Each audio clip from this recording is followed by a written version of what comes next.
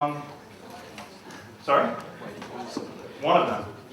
So, yeah, we're here to talk about the American elections and the somewhat shocking outcome last Tuesday that has completely swamped my schedule and had me in meetings pretty much nonstop since then. But I thought it was important, given the magnitude of the event, that we have a community panel where we get together with some members of staff and students who are interested to talk about the situation and actually have an opportunity for members of staff to present their views or pieces of their expertise or their insights. And also for you all to, and other members of staff to, during the open mic at the end, to have conversations amongst ourselves. And we'll pass around the mic and people can ask questions. The rough order we're going to go in today is I'm going to give a rather long address on the overview of the situation in terms of what seemed to happen during the election, what gave rise to it, and most importantly, be focusing on the kind of position we're in now constitutionally in the United States, which is causing certain political phenomena that we haven't seen in the United States in a very long time, that are signs of stress. It's quite worrying. After I'm done, there'll be a very short, if I don't run over time, there'll be a very short Q&A, and if not, I'll just pass it right on to Ed, who'll be talking about Christian politics in the United States. And then Lucia, who'll be talking about essentially living under autocracy or non-democratic regimes. And the reason why this is relevant is because it's pretty clear to say that the Trump campaign was indistinguishable from a campaign that a dictator might run. And as I'll be going through in my particular presentation, for the first time, or maybe second time in American history, we're looking at a potential for that to happen. Normally our constitutional regime is such that that would not be possible, but now we're looking at the most opportune cases we could have.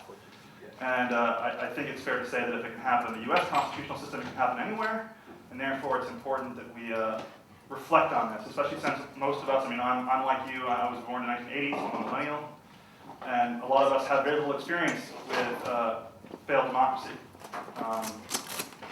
Some of us do, but for the most part, we kind of take our institutions for granted, and this affects our judgment when we're evaluating political events. So I think it's important to reflect on that. After, we'll have a little Q&A about domestic politics.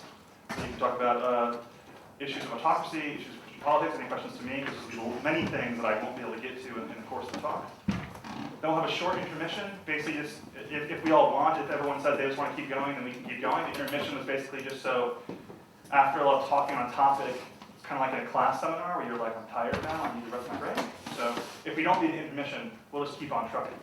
And then we'll move on to more like the international arena, and we'll have Kai talking about the potential impacts on the international system, and Paul talking about environmental impacts. And I will try to limit my I did try, and I did succeed in limiting my comments to one slide each on those topics. Yay. Okay, so without further ado, the American elections, a constitutional order fraying at the edges. I chose the title because I found a nice picture on the internet of the US flag with frayed edges. Just so you all know that I did that there, that's why the title's that way. It's probably a better way to put it would be a constitutional order under stress.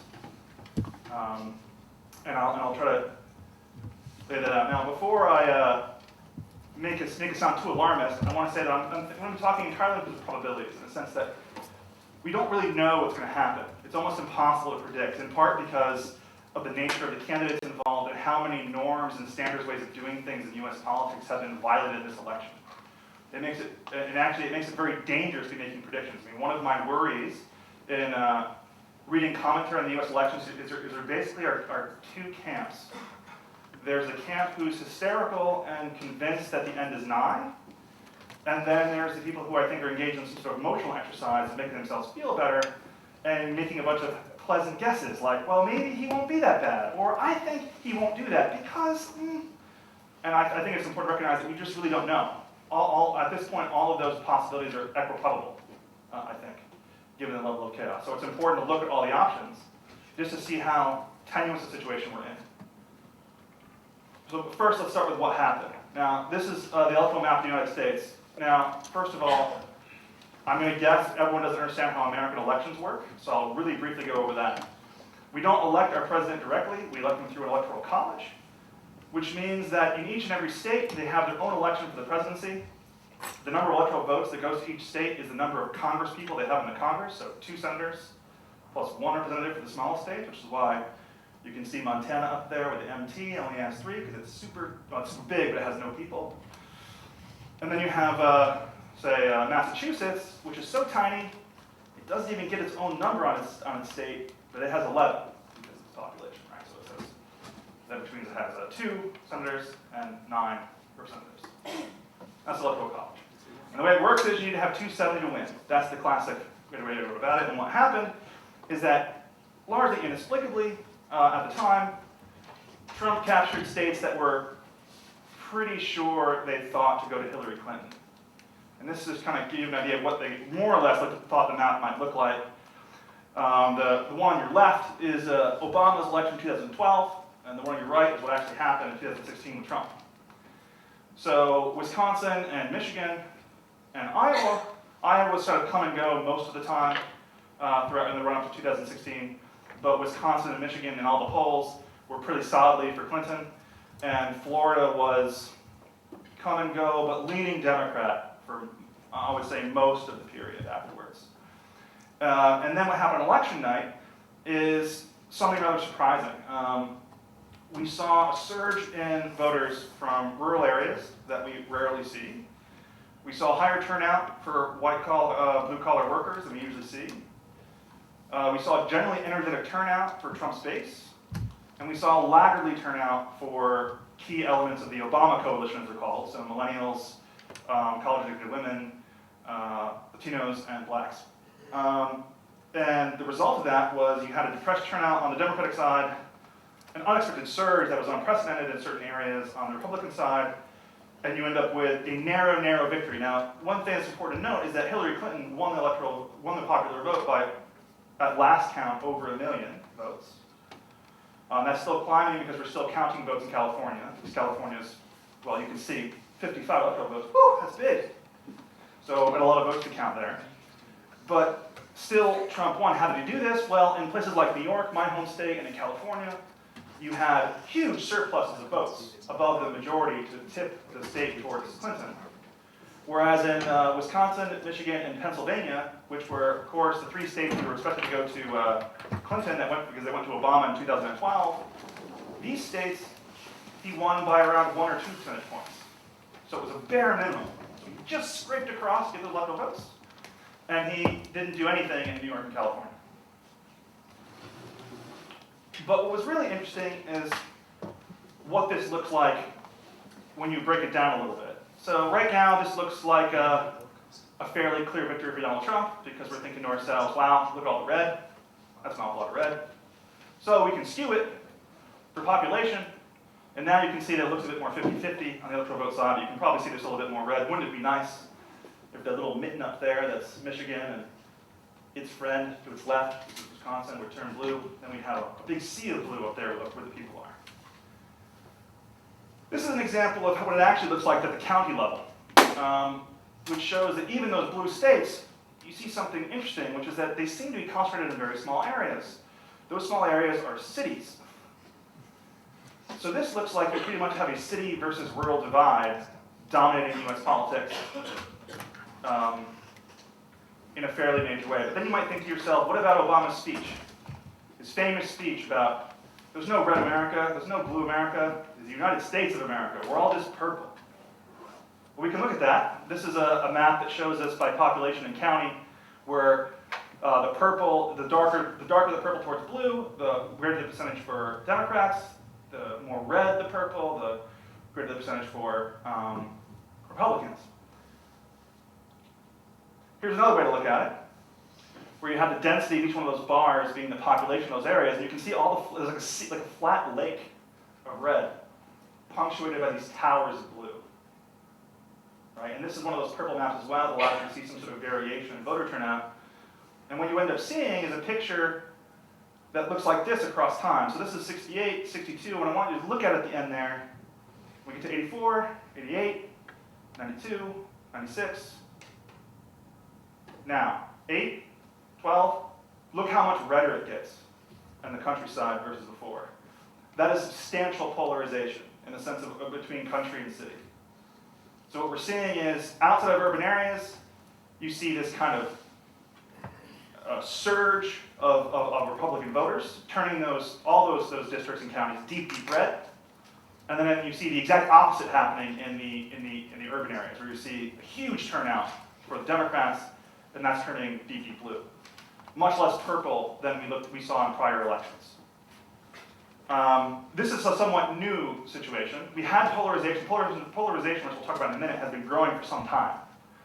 The difference is that now it's very, very much concentrated geographically. And this is creating, and this is kind of the story that we end up hearing about the cultural divide. Now, I think one thing I want to say, to caution you in terms of the things you read in the newspaper, is that there's a lot of overinterpretation going on, I think, of this election and what it means. There are definite patterns that we observe. I don't know what it means thing, but we're definitely seeing patterns. And what I mean is, it's not as though the blue-collar vote won the election, because it wasn't. It was a blue-collar vote, working-class vote, plus other people not showing up, right? So how do you say what's what? It was unenthusiastic voters over here, and very enthusiastic over here. But what we do know is that we saw a rapid change in coalition. We saw Obama's working-class voters, rural voters, suburban voters switching in incredibly large numbers to Trump, somewhat inexplicably. And we saw huge drops in turnout for Clinton. Now, one thing that's worth saying is that this was somewhat creepily. Now, many people, I'm sure a lot of students in this room, see Donald Trump on the television and say, God, what an idiot.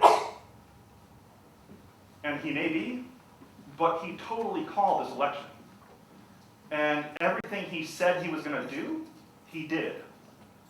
He said in October that he was going to suppress the vote by bringing up as many of these problems and hammering Clinton on certain scandals to keep her vote at home. That's exactly what happened. He said he was going to do much better expected than the polls because of these incredible turnouts at his rallies and his ability to get working class voters, middle class professionals, and others all into the same tent. And he was convinced that was a winning coalition, even though the polls were telling him otherwise. So while he may be an idiot, he's incredibly good at this, because he seemed to play this election, he and his team anyway, like an instrument, in the sense of he called every state, essentially. Now, what was interesting about that, despite him calling it, and he did lose confidence toward the end, apparently his campaign had absolutely no belief that they were going to win, but in the end, he was totally right. Every one of his tactics seems to work exactly as he said they would.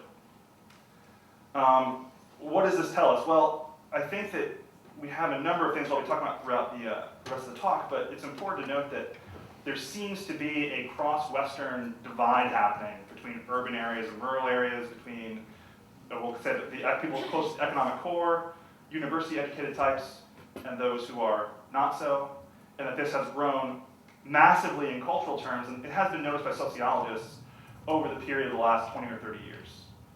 And while we all just ignore this, in part because these voters often don't turn out, they are turning out in large numbers for populist parties. This is partially what drove Brexit.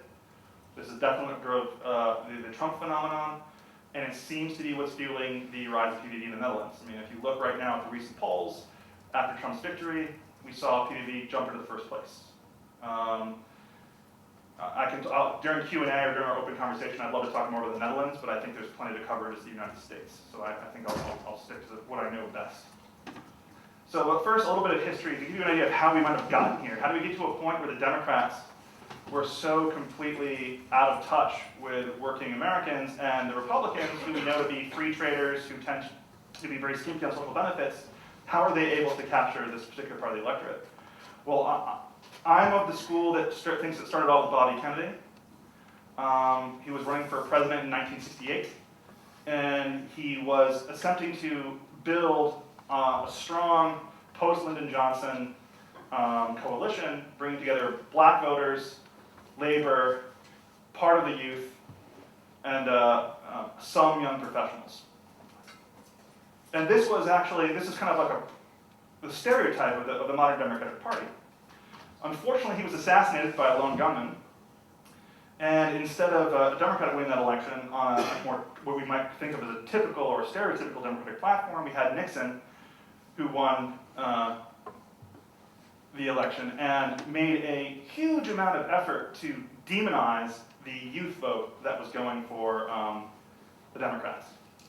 They were hippies, they were on drugs, they were anti-society, they were cultural revolutionaries, and he was doing this as part of something called the Southern Strategy, where what he was trying to do was capture the southern states for the North. Now, southern states, you all know in your lifetime as being Republican states, they used to be solidly Democratic states. There's a long historical reason for this, but these were always conservative Democrats. They were more to the right of the northern Democrats. And his thought was, we can convert these states to being Republican, and we can become more dominant in US politics. This was generally successful, and over the period from the mid-70s until the early 80s, the South slowly went from blue to red, and you saw parts of the North go to red to blue. What was happening was that the professional class, small business people, medium-sized business people, blacks, immigrants, were mostly coalescing towards the Democratic Party as sort of a party of young professionals. So basically the party was inherited by the activists of the 60s to some extent, and they actually came in on a wave of populism in the Congress in the 70s to reform Congress and make it more open for people. But this led to a backlash with the election of Reagan. And what he did is he chipped away even further at the confidence in those blue-collar workers in the Democratic Party. And he also formed the coalition between the evangelical vote and the Republican Party. So things that I think that we'll be talking about in greater detail later. Now, up until this point, evangelicals were mostly evenly split or hung out. If not, sometimes they tended Democrat, actually, for a lot of the reasons of charity and social justice. This all changed. Then, in the early 90s, something really funky happened. So in addition to the Democratic Party being mostly composed of elite professional young people, in terms of its higher ranks, you start to see the unions and the labor organizations that used to be central to the Democratic Party's organization fall away under Clinton. Now, Bill Clinton, when he came in, really attacked the Democratic Party to larger business interests. Right? He was kind of taking a page of the Republican playbook. The Democrats were tired of losing, and they figured that maybe, apparently, Americans like business. We need to be more friendly with business. It'll be better for us in terms of getting money to vote with. Frankly, workers often to run with. Frankly, workers aren't voting for us as reliably as they used to anyway. We need to change our coalition slightly. Well, this was perfect for that man on the upper right, Newt Gingrich. He decided to take advantage of this with a huge populist push to recapture Congress. The House of Representatives hadn't been controlled by the Republicans since Eisenhower was president in the 50s, and so they decided this was their big chance to sort of strike it at some sort of cultural angst. And so the beginning of the US culture war, where the religious right became totally fused with the Republican Party, and that became the central issue, homosexuality, abortion, lifestyle issues of various types became central to everything.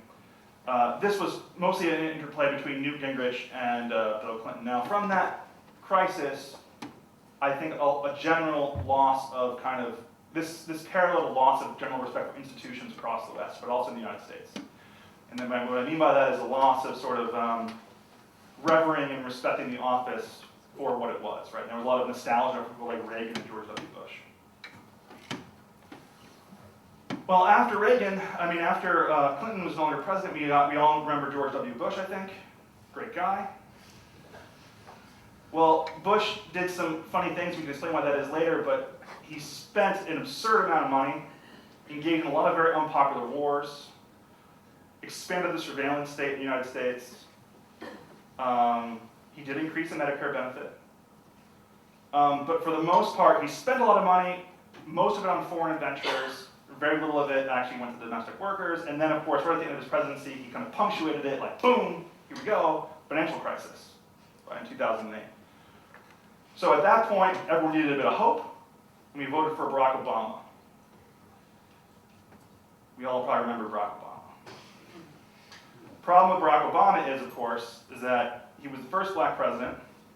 He was left on a progressive outsider platform. And he inherited a terrible financial crisis and a huge mandate to get a health care bill passed. That pretty much took up his entire first year and a half of his presidency. That gave him and as we all, it's generally the case that in US politics, you get very much less done once congressional elections start, because congressmen are all basically working on getting reelected. They're going to be doing a lot less. So during that final bit of his first 2 years, we saw congressmen doing a lot less. But then when they all came back, he was facing a complete congressional opposition. The Republicans won both houses. What that means is that the rest of Obama's spending packages, all the things he had planned for the poor and the working class, none of those things could pass. No infrastructure bills, nothing. So all he could do was the stuff that he could do with the stroke of a pen using executive orders. So he did as much as he could for issues in the LGBT community, Justice Department, working on the Black Lives Matter shootings, things like that, to have stricter prosecution of police officers of that nature. Well, that left of course, his presidency with sort of a strange view, which is that, well, it seems like he didn't do anything that he said he was going to do. He made us more divided by focusing on all these lifestyle issues of different groups.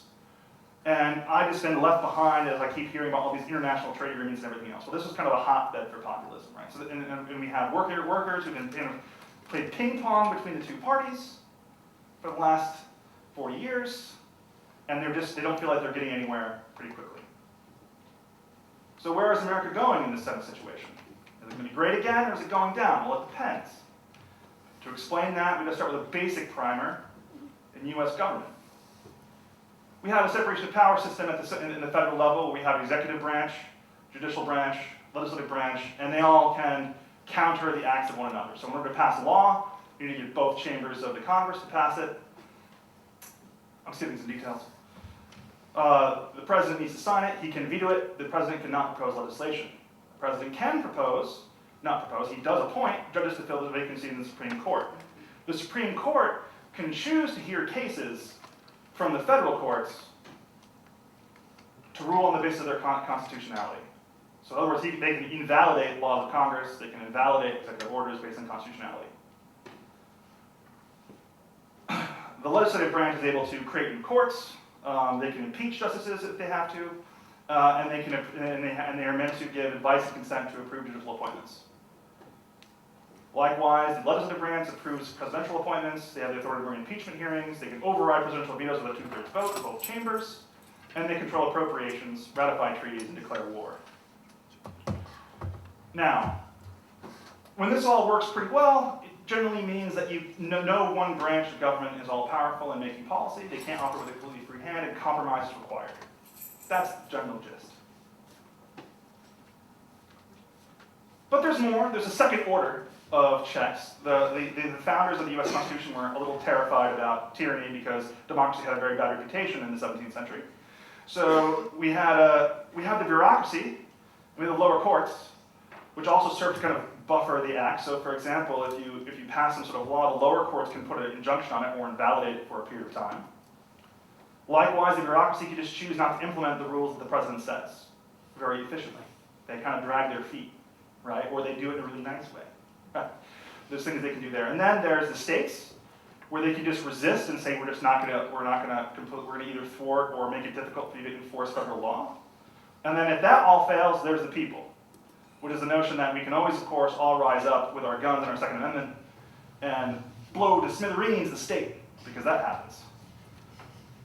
And if all those checks fail, we either end up in a state of autocracy, state of anarchy, state of federal dissolution, or a state of civil war that leads to dissolution, or that leads to autocracy, or that leads to anarchy, or that leads back to being in a federal state like what happened after the Civil War in 1865.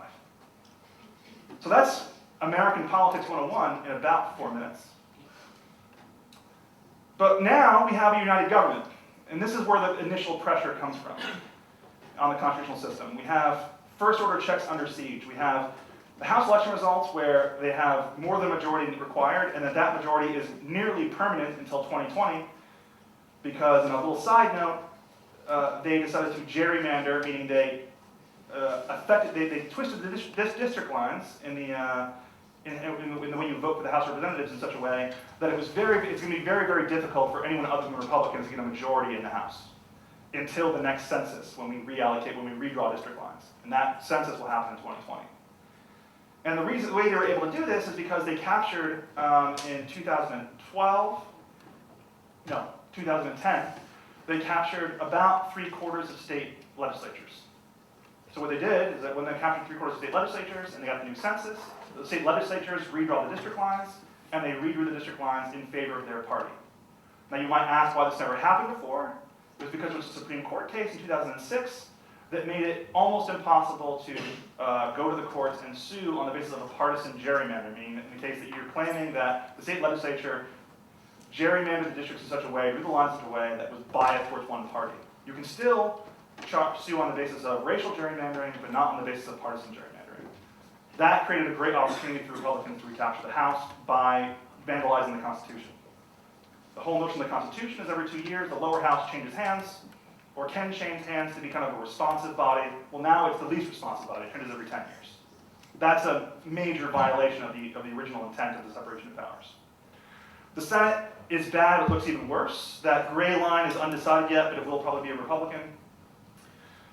They have a roughly bare majority. The Republicans have around 53 votes, including the vice president. But the problem here is that, and I'll talk a little about this later, but in 2018, which is the next set of senatorial elections, because we elect 1/3 of the Senate every 2 years, those seats are almost all in red states. So they're almost certain not to lose any of those Senate seats. They're like in the Deep South. So consequently, there's almost no chance for Democrats to recapture the Senate in 2018. So basically, both houses of Congress, they can fight as much as they want, but it's going to be very, very difficult for Democrats to recapture either one of those seats to be a check on Trump. So that's a little worrying, right? Because it means we have unified government on all three branches, and we have a president who's kooky and who's doing weird things. We have a House that is filled with people who were elected in part because of Trump, which kind of leaves us with the Senate. We can talk a little bit about that later, but you might think to yourself, this happened before. What's the big deal? So we have unified government Republicans. What could go wrong? Well, if we look in history, we had the period we all remember, 2003 to 2007 with Bush. That was awesome, I think. We had Eisenhower in his first term, or second term. That was great, in part, but this was also the case because the Eisenhower administration was probably the least right-leaning period of the Republican Party's history since the Civil War, which I'll show you a little graphic about that later. And then you have the longest period of single-party Republican rule since the Reconstruction era in the Roaring '20s, which punctuated rather gloriously with the Great Depression, which was not, of course, entirely the Republicans' fault, but their policies of deregulation and isolationism contributed to the conditions required to have the panic that caused the Great Depression. Right? So generally speaking, the US doesn't have a great experience with unified government in terms of making coherent decisions. We tend to work better when we work in separation. You might see that big, large block of blue there. That was also a relatively scary period. That was when FDR was president during World War II. The reason why that's not a great comparison for being worried about autocracy is because he had very strong external constraints in the form of enemies wanting to destroy him. So he was less concerned with taking over the country than he was and not being taken over by the Nazis. And even so, after his presidency was concluded, they passed a constitutional amendment to restrict the presidency to 2 terms simply because they were concerned about the electoral dictatorship they saw emerging under FDR. So we have this tendency with united government for things to go a little off, let's say. And what kind of parties are we talking about here? Well, this is one measure of the left-right position of Democrats and Republicans. Democrats at the bottom. No. Democrats at the bottom, yes. Republicans at the top. This is, bottom is left, top is right, and you can see that this doesn't include the 2006 party platform, but if it did, the Republicans would be even further to the right, because this is their most right-wing platform ever. And the Democrats would be even further to the left, more like they were in the 60s, because this is one of the most progressive platforms. So we have 2 parties, hyper-polarized, very distant, and the most right-wing Republicans we've ever had. To get another picture of that, this is a complicated measurement based on voting records in Congress. But you can see the Republicans in around 1980 with Reagan, remember when I mentioned him, they start flying off to the right at a rapidly increasing speed. in terms of their patterns of voting behavior, whereas Democrats kind of settle into a pattern in the 60s and roughly stay there in terms of their left-right pattern of voting behavior. So when we think about how different the situation is than it was in those prior periods, I'd point out that the 1950s period is that really low period, the bottom of the Republican right-wing surge. Same here. Eisenhower's at that low point. So when we had unified government under Eisenhower, which is a very prosperous period, it was actually the most left-leaning Republican Party in U.S. history. In fact, they were the ones that first put the Equal Rights Amendment for women in their party platform. So, very different Republicans. And this is a little video that demonstrates how over time, this difference in party positions has led to increasing levels of polarization, which has made it almost impossible for these parties to compromise. And there's music.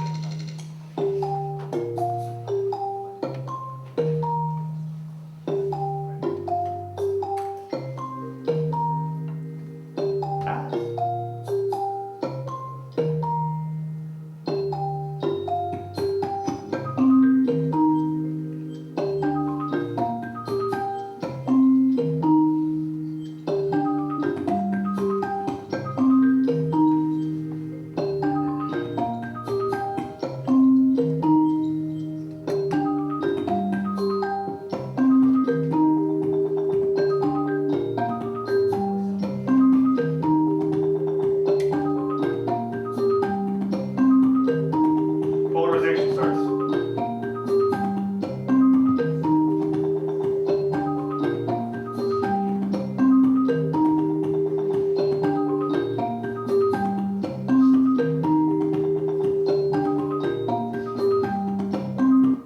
So the lesson of that picture,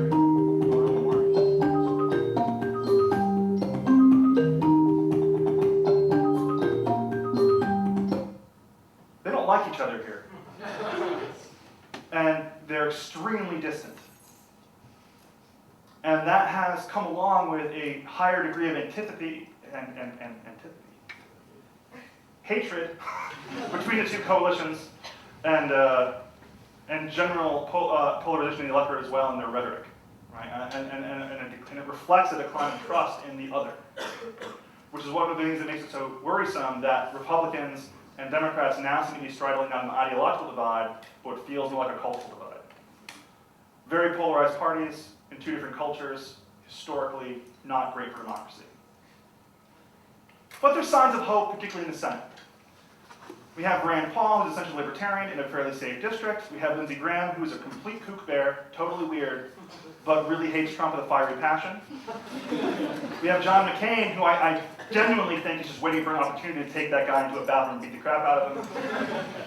And there's a number of senators from Alaska, Nevada, Colorado, Illinois, Ohio, and Maine in the Republican caucus who also have been extremely vocal against Trump in the period. And they have a special position because senators are elected every 6 years, which means many of them, particularly these that have been just reelected, have no reason to be very concerned about Trump ruining their reelection effects. Will become really relevant in a second. So they're able to be resistant, but will they be? It depends. There are points of agreement on fairly extreme policies between the GOP and Trump, particularly on immigration, on women's rights, LGBTQ rights. So we can expect really extreme policy on a number of issues, but maybe some of his more climate as well, maybe some of his more elaborate plans, like a giant border wall, things like that won't fly. His desire to form alliances with Russia, and I don't know, have vacations with Putin. I mean, Graham, Paul, and McCain have all come out very strongly against any real serious change in foreign policy. They want to go on hating Russia. They've been doing it for 50 years, and they keep on doing it. So there's signs of hope there. There's no hope that this is right. Here we go. But what about his advisors? This is where things get worrisome. So this is Steve Bannon. It's hard to describe Steve Bannon other than evil. He's the former CEO of Breitbart News, which is a alt-right, far-right news source, propaganda source on the right. Newt Gingrich, he was that culture warrior who made everything terrible in the 90s. And that's Chris Christie. He's a criminal from New Jersey. We'll talk about him in a minute. Steve Bannon is essentially a propagandist who was one of the primary drivers of Trump's campaign strategy. In fact, when Trump was calling what was going to happen, he was probably parodying this guy. So this guy's really excellent at the whole propaganda game, and he really doesn't like Jews, or women, or gays, or people who aren't white or Christian. Or maybe he does, but nothing he writes, supports, or promotes does. So one of the confusing things about him is that he's very genteel in person. Everyone says he doesn't seem racist to me, I really like him. But then what he does in his living is quite terrible, and I just read an interesting article in the Washington Post that argued, I think, very fun, in a very humorous way, that it's the funny thing about Nazi propagandists is they don't tell you that's what they are. They don't come and say, hi, I'm a racist, and I want to take away your rights now, right? So it's difficult to know, but that's definitely what he's up to in terms of his activities. And he's been very effective at stimulating and making the electorate angry and hateful towards each other, which is a huge problem that people are going to coordinate against rights violations. Newt Gingrich is a major culture warrior, and Chris Christie is a criminal from New Jersey who was in charge of the transition team and now has just been purged. Now, what's worrisome about this is not that he was gone, but the way it happened. We had a shake on the Trump campaign where not only was Chris Christie purged, but everyone he knew or talked to too frequently was purged. There was a complete gutting of the Trump side of the campaign by Trump of all of Chris Christie contacts, and he's been doing this now a few times. That's not typical. So in terms of, and then the worst thing about this, in terms of the things that might discipline the Republican Party, and this is where things get scary, is that we have a controversial president who lost the popular vote. We have demographic changes where the populace is extremely polarized and stimulated by a propagandist. We have the oldest members of the Supreme Court of the United States are in the liberal wing, and they'll be retiring or dying in the next 4 years. Plus, as you may have heard, the Republicans have stonewalled for the last 6 months to prevent Obama from reappointing a new chief justice, so the Supreme Court is deadlocked for liberal justices before conservative justices. So Trump will choose the tiebreaker and probably replace one or two of the liberal justices. So he's going to be swinging the court far to the right, removing that check as well. The next Senate races, like I said, are impossible to win, and the House is on a gerrymander for 4 more years. So the question is, how the Republicans react to this? The demographic changes don't always work for them. There's going to be increased numbers of Latinos and black voters relative to whites. So they're going to be facing an uphill challenge in the next national election. So we can ask ourselves, are they going to be disciplined and stick to themselves and work on winning those elections by, for example, suppressing the votes in those blue states, changing election laws, making it harder for minorities to vote, raising election ages? There's all kinds of tools available to a disciplined, unified force in that system in order to swing control entirely to their favor in the long term. In fact, that is the model that Putin uses, Trump's best buddy, or a role model. Well, there's the second order checks, right? We have the states, but as I mentioned, those are all the states that are all Republican. There's a lot of those. These are all the states that are all Democrat in terms of both chambers of their legislatures and their governorships. And then these are the mixed ones. Not a super strong resistance. It does help, but what we're seeing in the news, and this is a sign, this is a worrying sign. This is a sign of serious constitutional stress. We have a number of cities declaring themselves to be sanctuary cities, which means that they will not enforce any anti-immigration laws. They will not ask people who might be illegal immigrants for their papers or documentation. We have the California legislature repudiating and saying they will not cooperate with the Trump administration on anything that violates their citizens' rights. We have the Massachusetts Attorney General, the Mayor of Chicago, the Mayor of New York City saying the same thing. And there's more. Most stirringly was the governor of New York, my governor, who gave one of the closest speeches to a nullification speech, meaning that he was going to completely ignore federal law since the early 60s over civil rights. And he said, the state of New York has a proud legacy as a progressive capital of the nation. And that is more important today than it has ever been. As New Yorkers, we have a fundamentally different philosophy than that of Donald Trump, as he laid out in his campaign. So let me be absolutely clear. If anyone feels that they are under attack, I want them to know that the state of New York, the state that has the Statue of Liberty in its harbor, is their refuge. Whether you are gay or straight, Muslim or Christian, rich or poor, black or white or brown, we respect all people in the state of New York. It's the very core of what we believe and who we are, but it's not just what we say, we've passed laws that reflect it. And we'll continue to do so no matter what happens nationally. We won't allow the federal government that attacks immigrants to do so in our state. We are New York and we will stand up for you. On that, I will never compromise. He doesn't quite come out and say he's going to ignore federal mandates, but he comes really close. And it's extremely likely that he will have the support of the legislature for that in a state like New York. That's a worrying sign. This is not typical after presidential elections, certainly not before the administration starts, to have this much resistance already. Part of it's an attempt to calm down the domestic population. Some of it's a sign of gearing up to get ready for possible serious conflict with the federal government. What about the bureaucracy? Well, throughout the Trump campaign, he verged to purge the civil service to drain the swamp, right? So remember how I mentioned how the bureaucracy is sort of a last bastion? Like, so for example, if the federal government passes a law to brutally deport lots of immigrants, they can try to do it and finesse it in a way that it actually spares innocent people and tries to be a little more humane. There's things like that. He wants to try to, he says over and over again that he wants to purge the civil service. Now, there has been some signs in the speeches that he's been more conciliatory.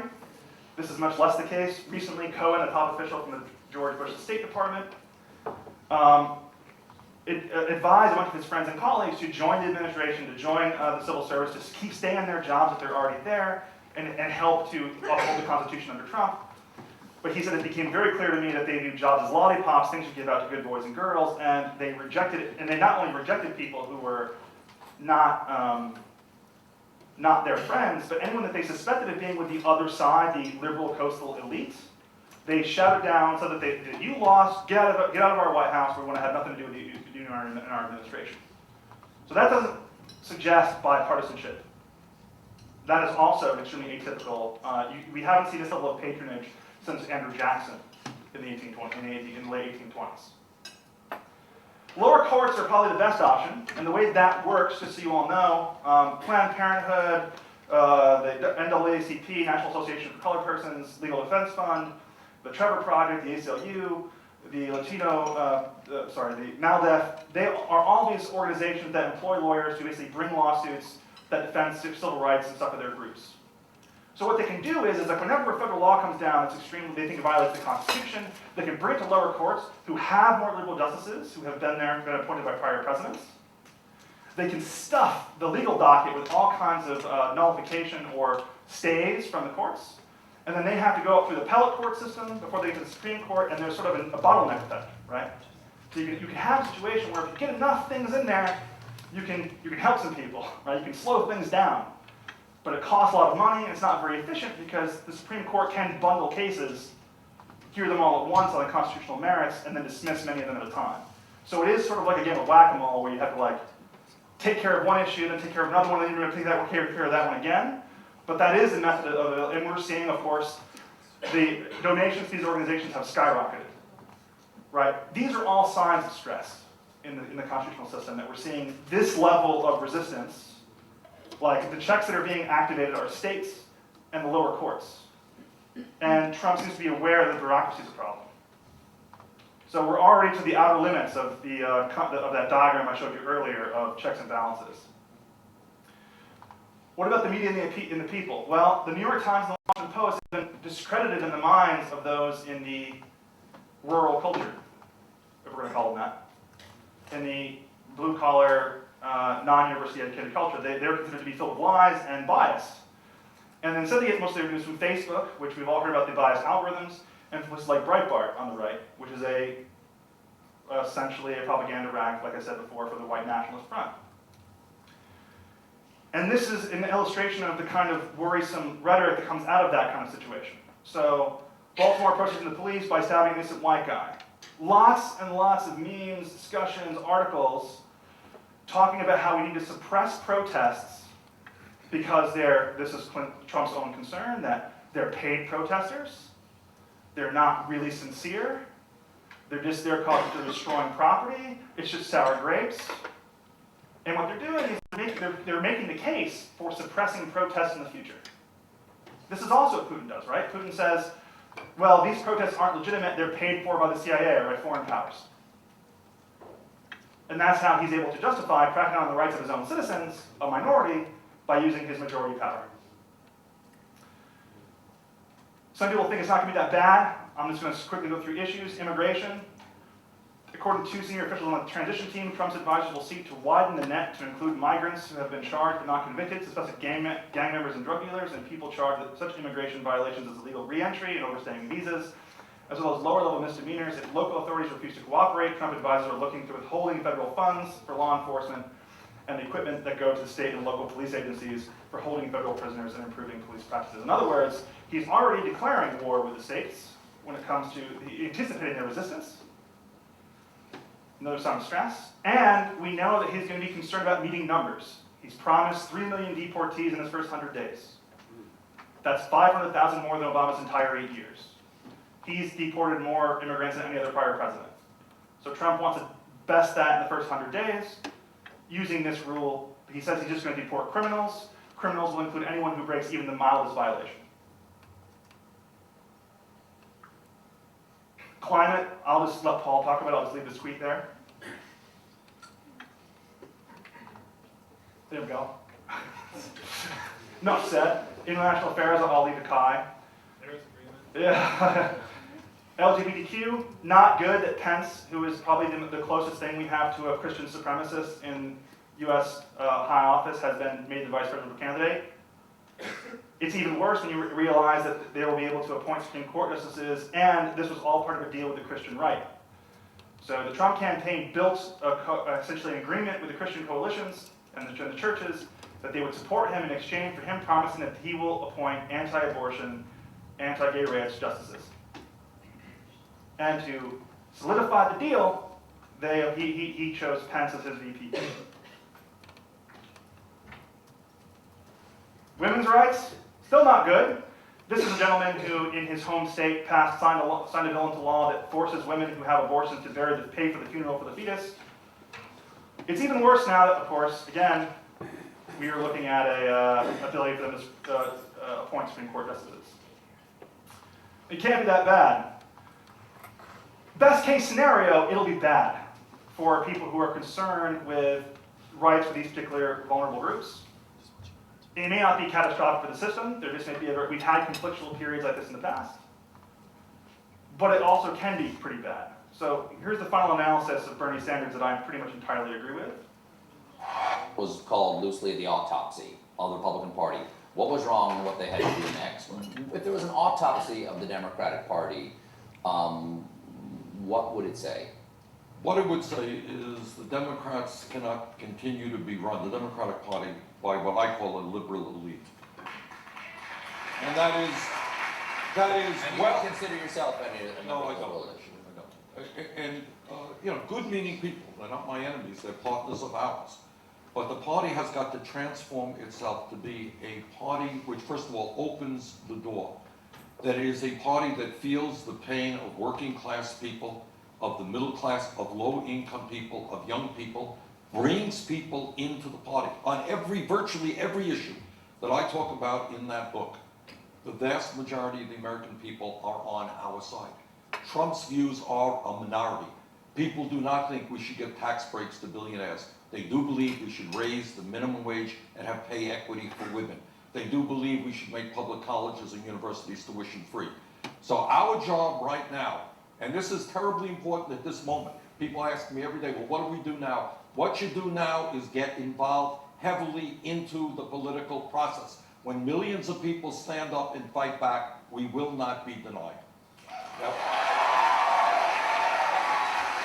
I want to ask you. This is the key part. I want to ask you like 2 questions here. I want to ask you 2 questions here to close.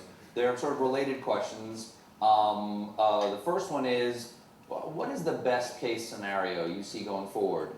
In what areas could you see yourself and leading people to cooperate with the goals of the Trump campaign? The best case scenario is that Trump is not an ideologue. In fact, I'm not sure that he has... The president today said that Trump is not. He is not. His views are all over the place. Which, the good news is that when millions of people say to him, Mr. Trump, what you're talking about is nuts, let's move in that direction, that he may actually hear those things. All right, that's the good news. The bad news, which is probably the second part of the question, The second part of the question is, what's the worst case and I scenario? will tell you what the worst case. And keep it, Not a laughing keep matter. it, keep Not a it laughing light, matter. it's late night TV. No. I wish I could, but this is the worst case. The worst case, if not Trump himself, people around Trump are saying, let's see, we got the House, the Senate, we got the White House, we're gonna have the Supreme Court. We're gonna change the rules of the game so that we don't lose anymore. Now, what does that mean? It means right now you have this disastrous Citizens United Supreme Court decision, which allows billionaires to buy elections. They can make it even worse by doing away with all campaign finance laws so that somebody goes up to you and say, hey, here's $500 million, you're running for the United States Senate from New Jersey. I own you, you work for me, here's your script.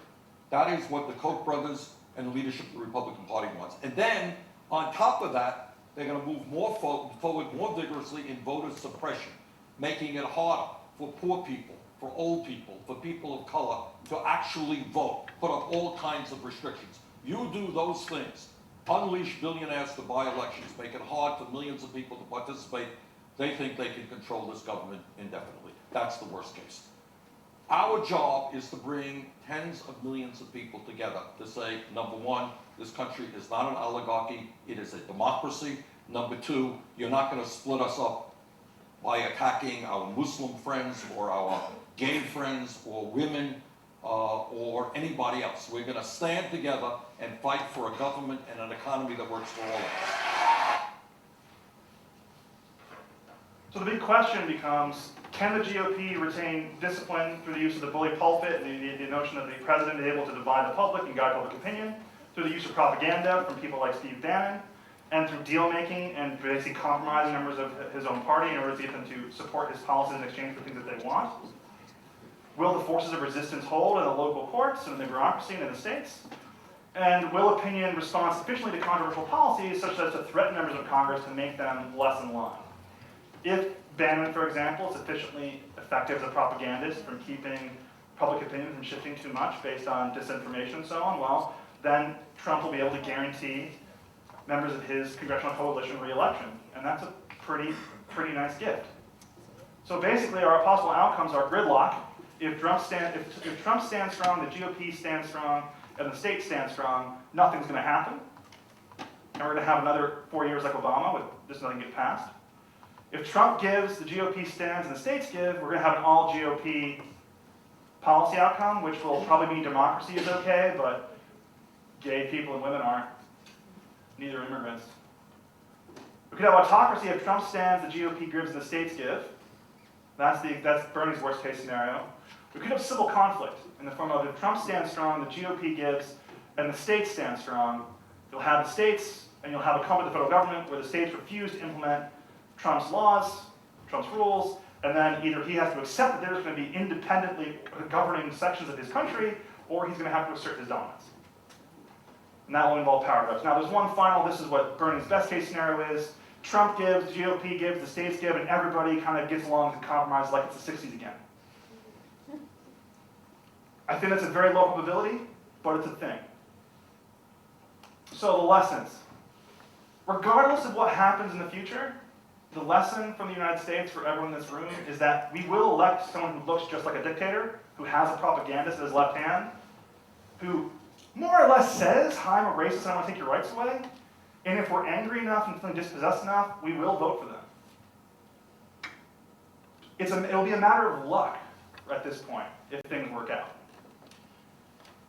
There was no sign that Trump was an okay guy. Like, all the signs were clear. This is why the entire media was against him. The conservatives were right in the sense that when we gutted our social institutions, it turned out that it made a lot of people feel very alone and angry, and there's a lot of distrust and isolation and individualism. This means that we probably need to talk to each other, and we probably also, given point one, need to consider reversing this kind of hyper-democratization that we've been kind of lusting for in Western democracies for a long time.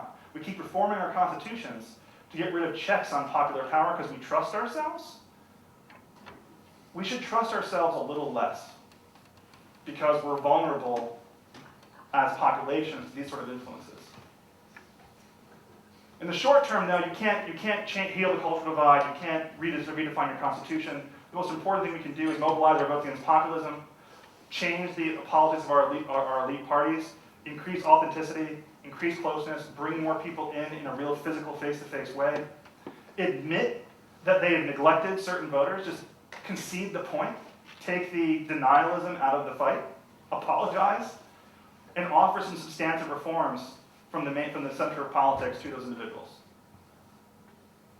That's probably the best way to inoculate yourself from this particular surge of populism that I can see, given the information we've seen from Brexit and from the United States.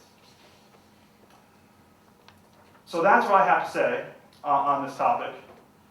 I have a question now. So we could take a short break and have all 4 panelists go, or we could have the first 2 panelists go. Which one we prefer? So show of hands, who wants to take a break and then do all 4? Who wants to do the first 2 now? So the first one is break right now. Who wants a break? Okay? Don't look around, I want independent votes. Hands down. Put your hands up if you want to throw with the next 2 people. It's like really close to a tie. I need an electoral vote system. You're a dictator. Short break? We'll do a short break because Paul said so, he's a tie break. So 5 minutes, then we'll come back at 35 after.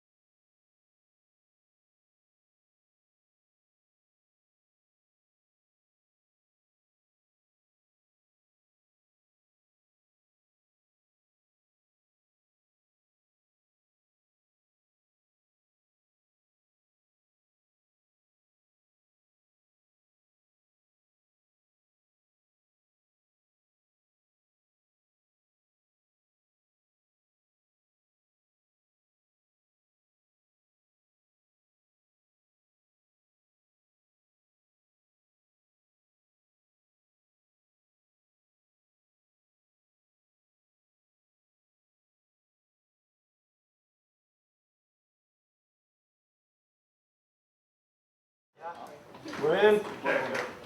All right, so first we've jiggered the order a little bit. We're going to have LUC US speak first about life under the autocratic or the dangers of autocracy. We'll think about autocracy. And then we'll move on to Ed, and then Kai, and then Paul will come up to that with the end of the whole end of the world. That'll be his job. Yes, exactly. All right, so without further ado, because we're already behind, okay. Can you hear me? Oh.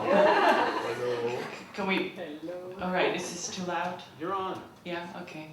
All right, so I'm going to be talking about my sort of personal observations. It's going to be personal remarks about the way I've sort of, I've learned and when I've talked to people about how they view autocracies and advanced democracies. I myself grew up under a totalitarian system in former Czechoslovakia. Then in my adolescence, I was sort of raised in a transitional democracy, and then my whole adult life I've lived in Western Europe. So I've sort of seen a couple of differences between how, well, quite remarkable differences actually, how people view autocracies, their probability and likelihood in their own societies, from where I grew up and here. For those of you who took my courses, there's not going to be any regression lines, no standard errors. There will be only one number, actually, that I will be referring to, and that's 3. So that's okay. We can deal with it. 3 is going to be the number of myths or observations I made about these sort of issues.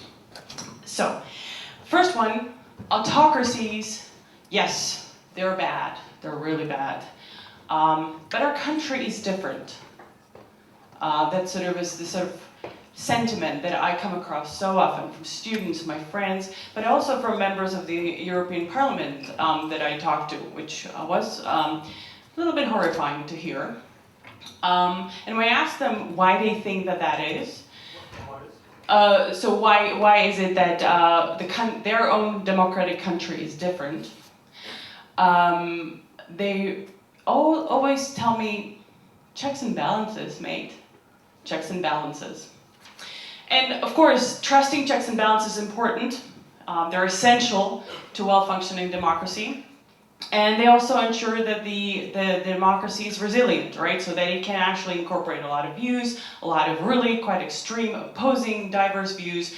So it's sort of, it allows the system to stretch. But, as we unfortunately learn in my own country, democracies are also extremely fragile. It takes one election, only one election, for things to turn in authoritarian direction. And for the most part, nobody wants it. Nobody's saying, oh yeah, bring it on. Let's try this one for a change. They don't. So in 1946, in former Czechoslovakia, the Communist Party ran on one platform, effectively. The platform could be boiled down to one thing, and that was, we'll take care of the Nazis for you, so that they don't bother you anymore. We have a good track record, we fought them, and they were very effective. And we'll start by deporting all the Germans in your territory, because all Germans could potentially be Nazis, right? So of course, when I hear about the whole immigration and Muslims and security, this is quite scary, the parallels that we're seeing currently. And so we voted for them, and that's when things started to go south. And that's also when Czechs traded freedoms, or started to trade freedoms for security. It's very powerful. It's sort of almost to the most primal base instincts, and it's extremely effective. But the problem with that is that safety, even though it's sold to you as one sort of goal, never actually happens under autocracies or authoritarian regimes, or the most extreme version of it, totalitarian regimes. Because what happens is that your neighbor becomes your enemy, your direct enemy. Because all authoritarian states in all stages of development thrive on atomization. That's a weird word, not used perhaps in social sciences that often, but it basically is about alienation from each other. So you don't know whether your neighbor is going to report you to the secret police. My father, for example, was put on a secret police list for subscribing to a jazz magazine. We didn't know that I was the neighbor. We had no idea. But it creates a huge mistrust. And it has really crippling effects. I'll talk about those later. The second thing that I hear very often is, these democratic values and these civic values are so deeply ingrained in us. Surely we will be able to spot when things start to go south. Unfortunately, the reality is not that simple and black and white. Because autocracies are inherently populist. That's how they build the system. That's how they are able to achieve and strip you of freedoms. And freedoms and ideas are first in line. They're first in line. There are absolutely the most fundamental issues issues to the authoritarian system in making that needs to be eliminated. Because free thinking means opposition, and opposition could lead to overthrow. But again, this seems very straightforward. So when I talk about it, of course, yes, of course these things follow each other. But when you're in the country, when things are happening to you, it is much, much less obvious. Because every single change about freedom, that is stripping away bits and pieces of it, is done in a hyper rationalized way. So for example, the secret police, the whole campaign that was run, was about, we need to establish a body that helps to protect democratic institutions. And they help to protect the people in these systems. That's how Czechoslovak people, so that's how it was sold to them, right? So it was very sort of rationalized, and always with the sort of intention to make it all about the people, preserving democratic values, guys. Autocracy or authoritarian was never mentioned. It was all about democracy. And so people said, okay, why not? Let's do this. This won't kill us, right? That one thing, that one person that spoke up, those divisive voices that are threatening our republic or threatening our democracy, it's gonna be just those, right? That's not how it goes, of course. Because at the same time as this process of stripping away freedoms, and it's very gradual, guys. Again, I think I sometimes get the sense that there's almost this cartoon-like view of how autocracies look like. There is not a common enemy. There's not a clear villain that's right there staring right in the eyes. I mean, Trump, may actually be as close to a villain as you can probably imagine, but for Czechoslovak people, there was nobody like that. There was a party, okay? A group of people. So at the same time as freedoms are taken away, people are getting bribed. Bribed in what sense? Their basic needs are taken care of. So everybody was given employment and promised full health care full coverage. There was all kinds of sort of consumerism that was maintained, and of course, I think that for people that read about totalitarian system, that's like, what? Consumer goods? There was all kinds of shortages, but in the beginning, the Czechoslovak people had their favorite H&M stores, their favorite beer, of course beer, I mean it is the Czechs. Those things were preserved. Those things were available.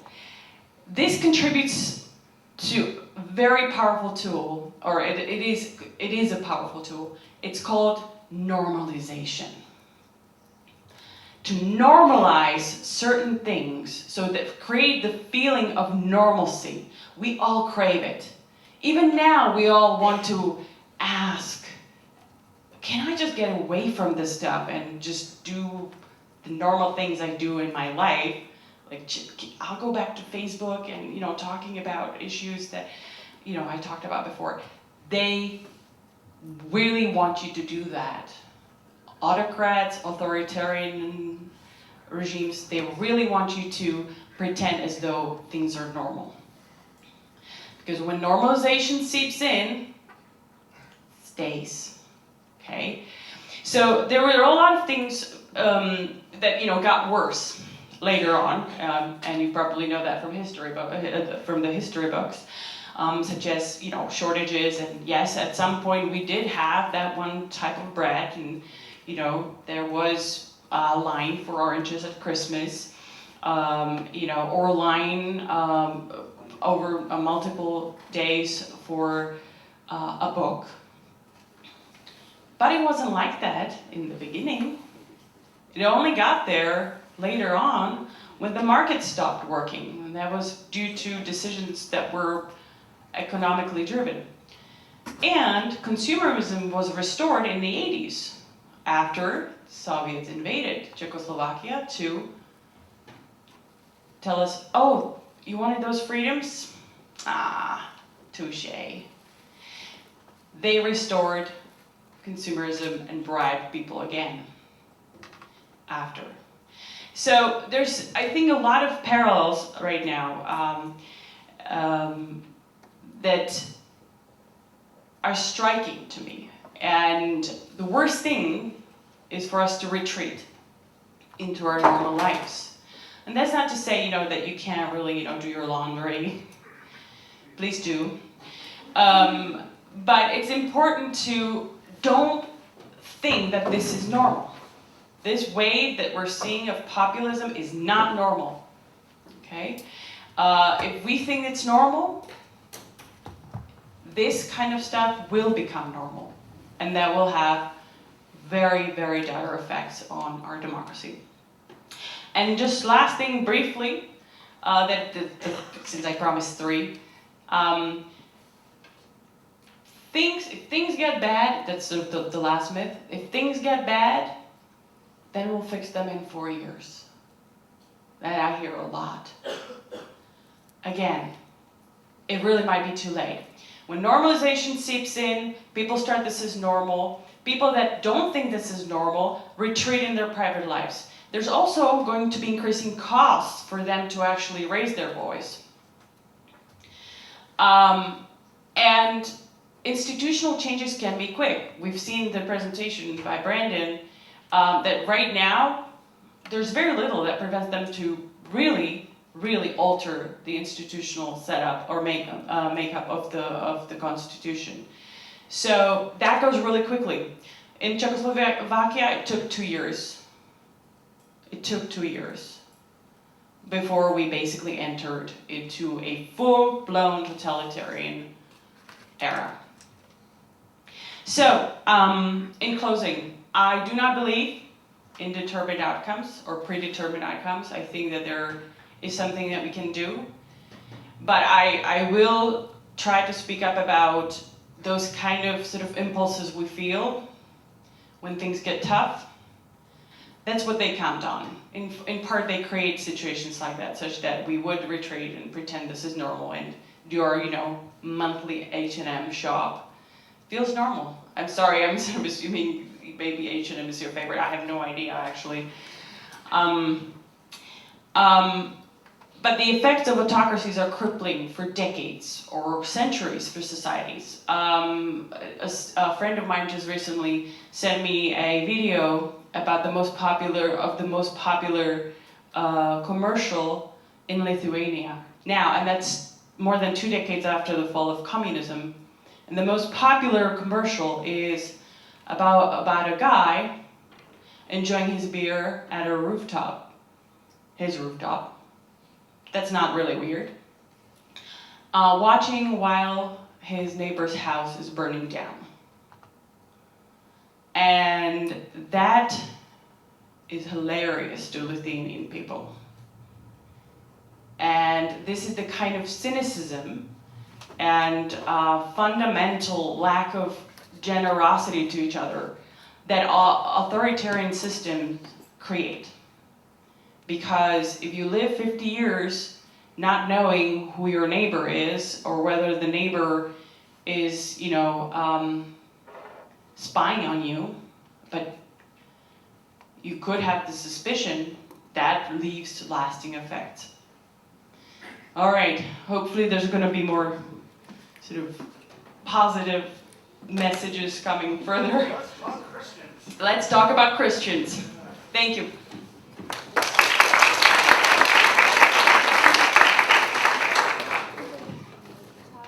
Hello? Okay. Right. Thank you to Brandon and Lucy. Very interesting talks, both. So I'd like to move away from the macro level and focus more on a dimension of the micro level, and talk about people that describe themselves as white, non-Hispanic, evangelical or born-again Christians. This is a fairly specific demographic, but it's quite an important demographic. White evangelical Christians make up 20% of all registered voters in the US, so it's a fairly large proportion of the electorate. And exit polls indicated that 81% of them voted for Trump and only 16% for Clinton.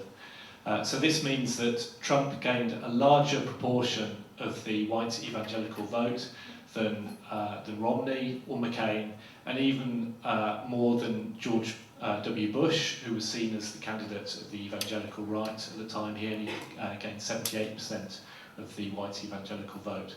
So maybe a small difference, but it's still perhaps surprising, I would argue, for a number of reasons.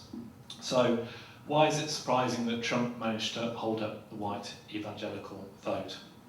Well, firstly, Trump wasn't the first choice of evangelical Christians in the campaign. Ted Cruz was the candidate of the religious right. He was the obvious candidate for evangelical Christians. He was an evangelical himself. He shared their concerns, their values, and he was promising to take these concerns and values to the heart of government. The second reason it was perhaps surprising is that Trump made less effort to court the religious right than previous Republican campaigns had. There wasn't an awful lot in his platform that reflected the religious right agenda, which had traditionally focused on traditional social values, the freeing up the public expression of religion, and defending religious freedom on a societal level, so protecting people's right to opt out of legislation that they disagreed with on grounds of religious conscience, not forcing people to perform same-sex marriages against their religious conscience, these kind of issues. There was some stuff in Trump's platform on religious freedom, and he was making noises on abortion that were positive to the evangelical electorate. But mainly, the main thrust of his campaign was on economic vulnerability and cultural concerns about immigration, and neither of these have been particularly central to the religious rights agenda over the last 30 years.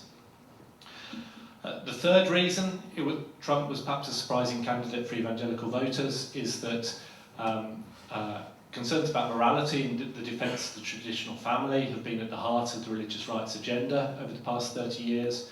and Trump's own personal morality and family life couldn't really be considered consistent with the evangelical understanding of what these should be.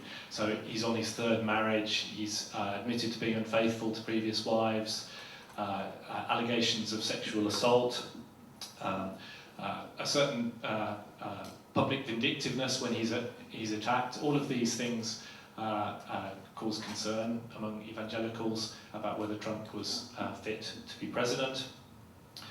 A fourth reason is that although Trump claimed to be a faithful Christian during the campaign, his efforts to persuade Christians that he was one of them were fairly unpersuasive to many Christians. So whenever he opened his mouth to talk about his faith, he ended up talking about his golf course, those kind of things. And he also didn't seem very familiar with Christian language. He seemed ill at ease talking in Christian terms. And although he claimed to be a Presbyterian and attend church whenever he could, he also said on the stump that he'd never asked God for forgiveness, which for evangelicals is a sign that there's something wrong with your faith if you've never admitted that you need the forgiveness of God. And then finally, the fifth reason Trump was an unlikely candidate for evangelicals is that the evangelical leadership was themselves very divided over Trump, more divided than they had been over previous candidates. So many church leaders stayed quiet, didn't get involved, didn't say anything. But many, probably most mainstream evangelical leaders came out against Trump. They were horrified by his personal conduct and the kind of things that he was saying about immigration, the crude nationalism and racial signalling of his public rhetoric, his objectification of women, sexual predation. These kind of things put Trump beyond the pale for many evangelical leaders. And there were some evangelical leaders that did support him very publicly, but these leaders tended to be figures from the old guard religious right of the 80s and 90s who are seen as of marginal relevance within the evangelical community. People like James Dobson, Ralph Reed. They're still well known, but they're not seen as particularly contemporary leaders. And the other groups that supported Trump were so the old guard religious right are basically political activists, but within the evangelical communities. They don't tend to be church leaders themselves in general. The church leaders that did support Trump tended to be leaders from fairly small churches, or they weren't well known, certainly on a national level, and many of them weren't even well known in evangelical circles before they became involved with the Trump campaign. And if you see these people interviewed, the impression that you get is that they seem to be very impressed by Trump's wealth and power, and also quite flattered that somebody like Trump would be interested in them. So they're not people that are at ease moving in circles of power. They're not people that have a lot of familiarity with political activism and public life, and they weren't, in general, figures of national standing. And the other, and many of these church leaders that supported Trump were also, it's perhaps significant, leaders from the prosperity gospel movement. So prosperity gospel is a movement within Protestant Christianity that suggests that if you're faithful and if you trust God, then God will reward you with good health and also material wealth. So for this section of Christianity, being rich is no obstacle to entering the kingdom of God, and indeed it's a sign of God's blessing in many cases. So these were the kind of people that did support Trump. The prosperity gospel is a fast-growing section of Protestant Christianity, but it's still it's still largely marginal. It's not yet especially mainstream. But these were the kind of people that Trump got most support from. So they weren't major evangelical leaders. So the question is, why did so many evangelicals end up voting for him, given all these handicaps that Trump had from an evangelical perspective? Well, it's very difficult to say for certain, but one way to start to move towards an answer is to look at the kind of political ideas that were circulating in evangelical circles before the election, the arguments for Trump that were being made in Christian media, and the kind of things that ordinary evangelical Christians were saying when they were interviewed. So I think there were three main positions or three main arguments or clusters of arguments in favour of Trump that we find in evangelical circles. One was, the first was an argument that Trump has changed. This is the argument that, okay, yeah, maybe he was a bad man 10 years ago when this tape of him bragging about sexual assault was made, but since then he's changed, he's got good people around him, he's got good Christians around him, he's talking about being Christian, and he might still be a little bit rough around the edges, but this is because he's a baby Christian, he's still growing in his faith. So this is why many evangelicals didn't seem very disturbed by the allegations of sexual assault against Trump, because evangelical Christianity is a religion of conversion. Once you've accepted Jesus into your life, once you've asked for his forgiveness, then you're cleansed of your sins, you put your old life behind you, you become a new person, and all is forgiven. And so testimonies of conversion in evangelical Christianity often emphasise the depravity of the convert's previous life, to emphasise the grace of God, God's goodness, God's work in the convert's life to make them new. So these allegations about Trump from 10 years ago might well not have harmed him significantly in the eyes of evangelical Christians, perhaps something that might seem initially surprising. The second position is a more open acknowledgement that Trump is a problematic character in many ways, an acknowledgement he's an imperfect person, but believing nevertheless that God is using him to achieve his purposes in America. So a number of arguments were made along these lines. One that was made quite frequently is that voters aren't electing a Sunday school teacher, so you don't have to be a perfect person to be president. Another argument that in the eyes of God we're all sinners, and if being a morally perfect person is the prerequisite for being president, then nobody could possibly be president, and Clinton is also imperfect. And we're all so sinful in God's eyes that Trump's transgressions aren't significantly worse than anybody else's.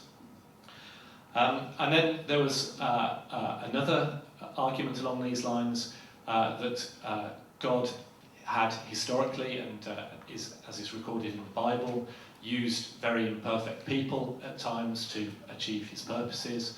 So one example here was King David, one of the greatest kings of ancient Israel, but also a very flawed personality.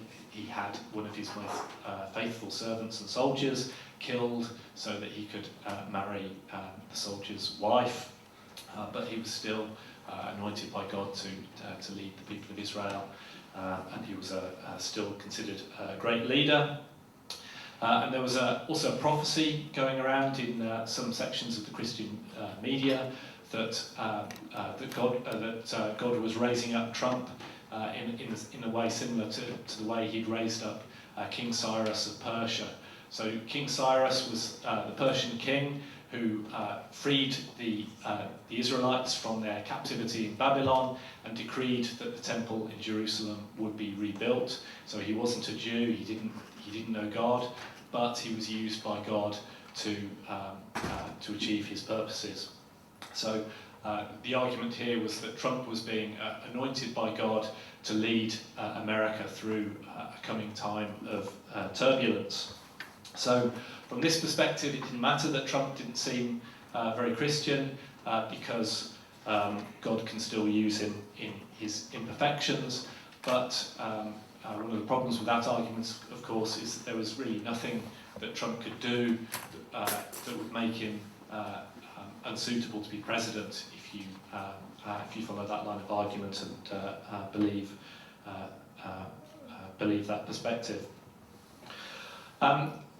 So probably the most common position that was put forward, though, was a more pragmatic position.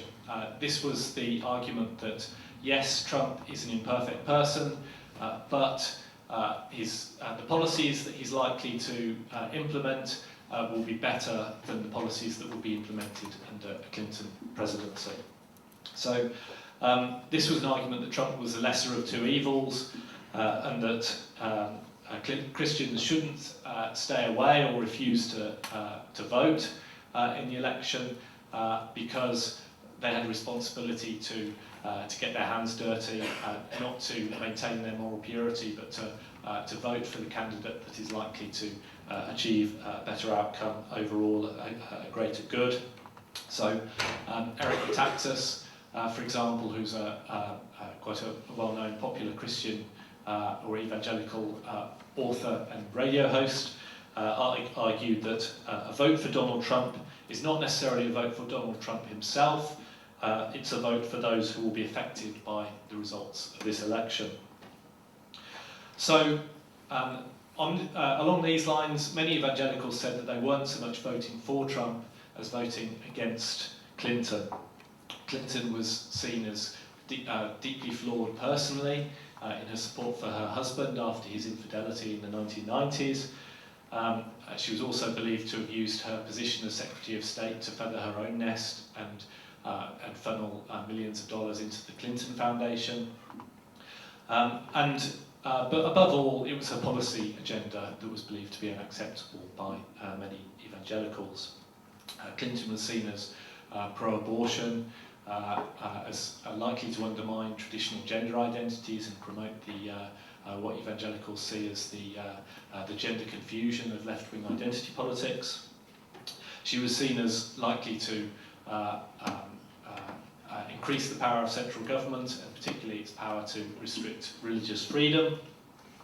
And crucial here also was the prospect that the next president is likely to appoint 3, perhaps 4 justices to the Supreme Court. So this was a matter of great concern to many evangelical Christians, because the Clinton presidency was, it was expected that the Clinton presidency would appoint 3 or 4 liberal justices, and this would mean that a liberal social agenda would be imposed on the US for at least 30 years. So a final point I would make is that evangelical voters don't vote for purely and uniquely evangelical reasons. They're not entirely insulated from the wider culture. Many of them were also concerned about economic issues and immigration and Islam also. But these kind of themes were less prominent in evangelical debates and evangelical circles when they were talking about the election. It tended to be concerns about Trump's personal character, and also concerns about the implications of the Clinton presidency in terms of a liberal social agenda in the US. So the main theme in evangelical discourse, to summarise, was that Trump may be an imperfect character, but they're voting for him nevertheless because the outcome was likely to be better than a Clinton presidency.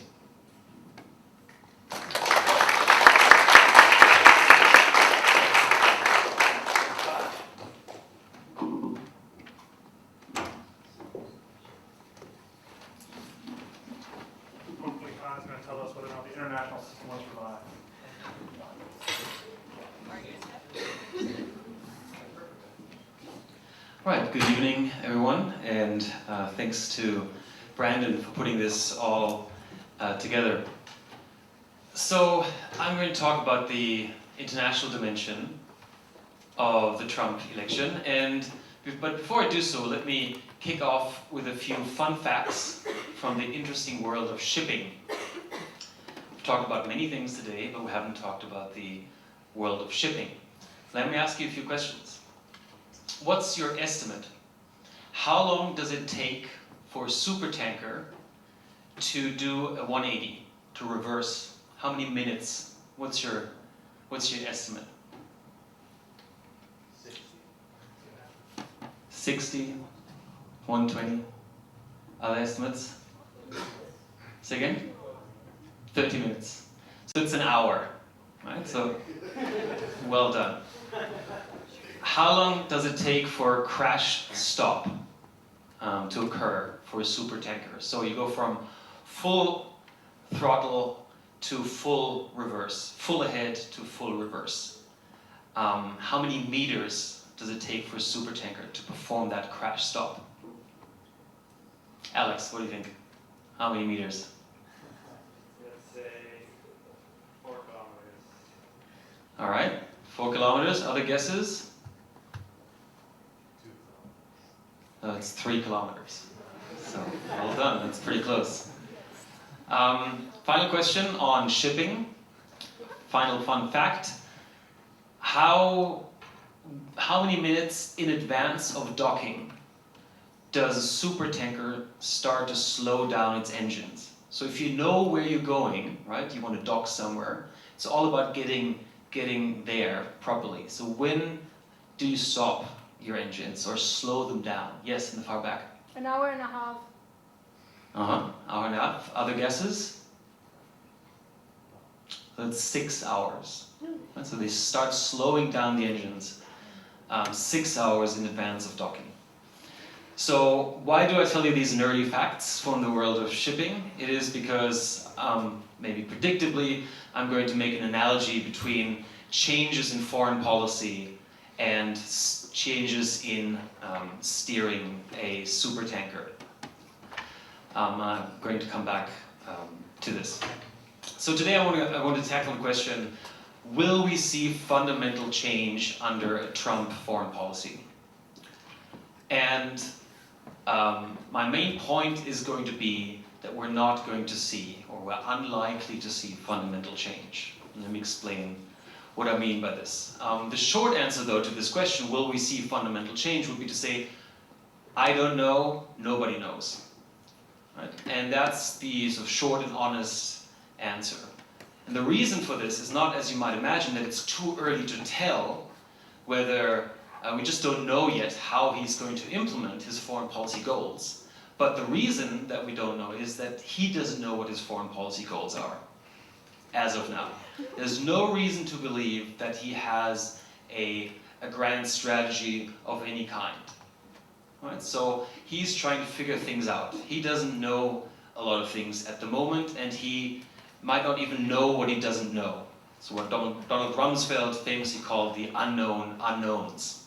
There's a lot of unknowns. He's just been through his first national security briefing, so I think it's starting to dawn on him how much he doesn't know. Right, so we don't know yet. That's the short answer. My longer answer is, first of all, to talk about what fundamental change means. Right? It's a difficult concept, so in a nutshell, for me, fundamental change means when parameters become variables. Right? So we have to distinguish between variables and parameters.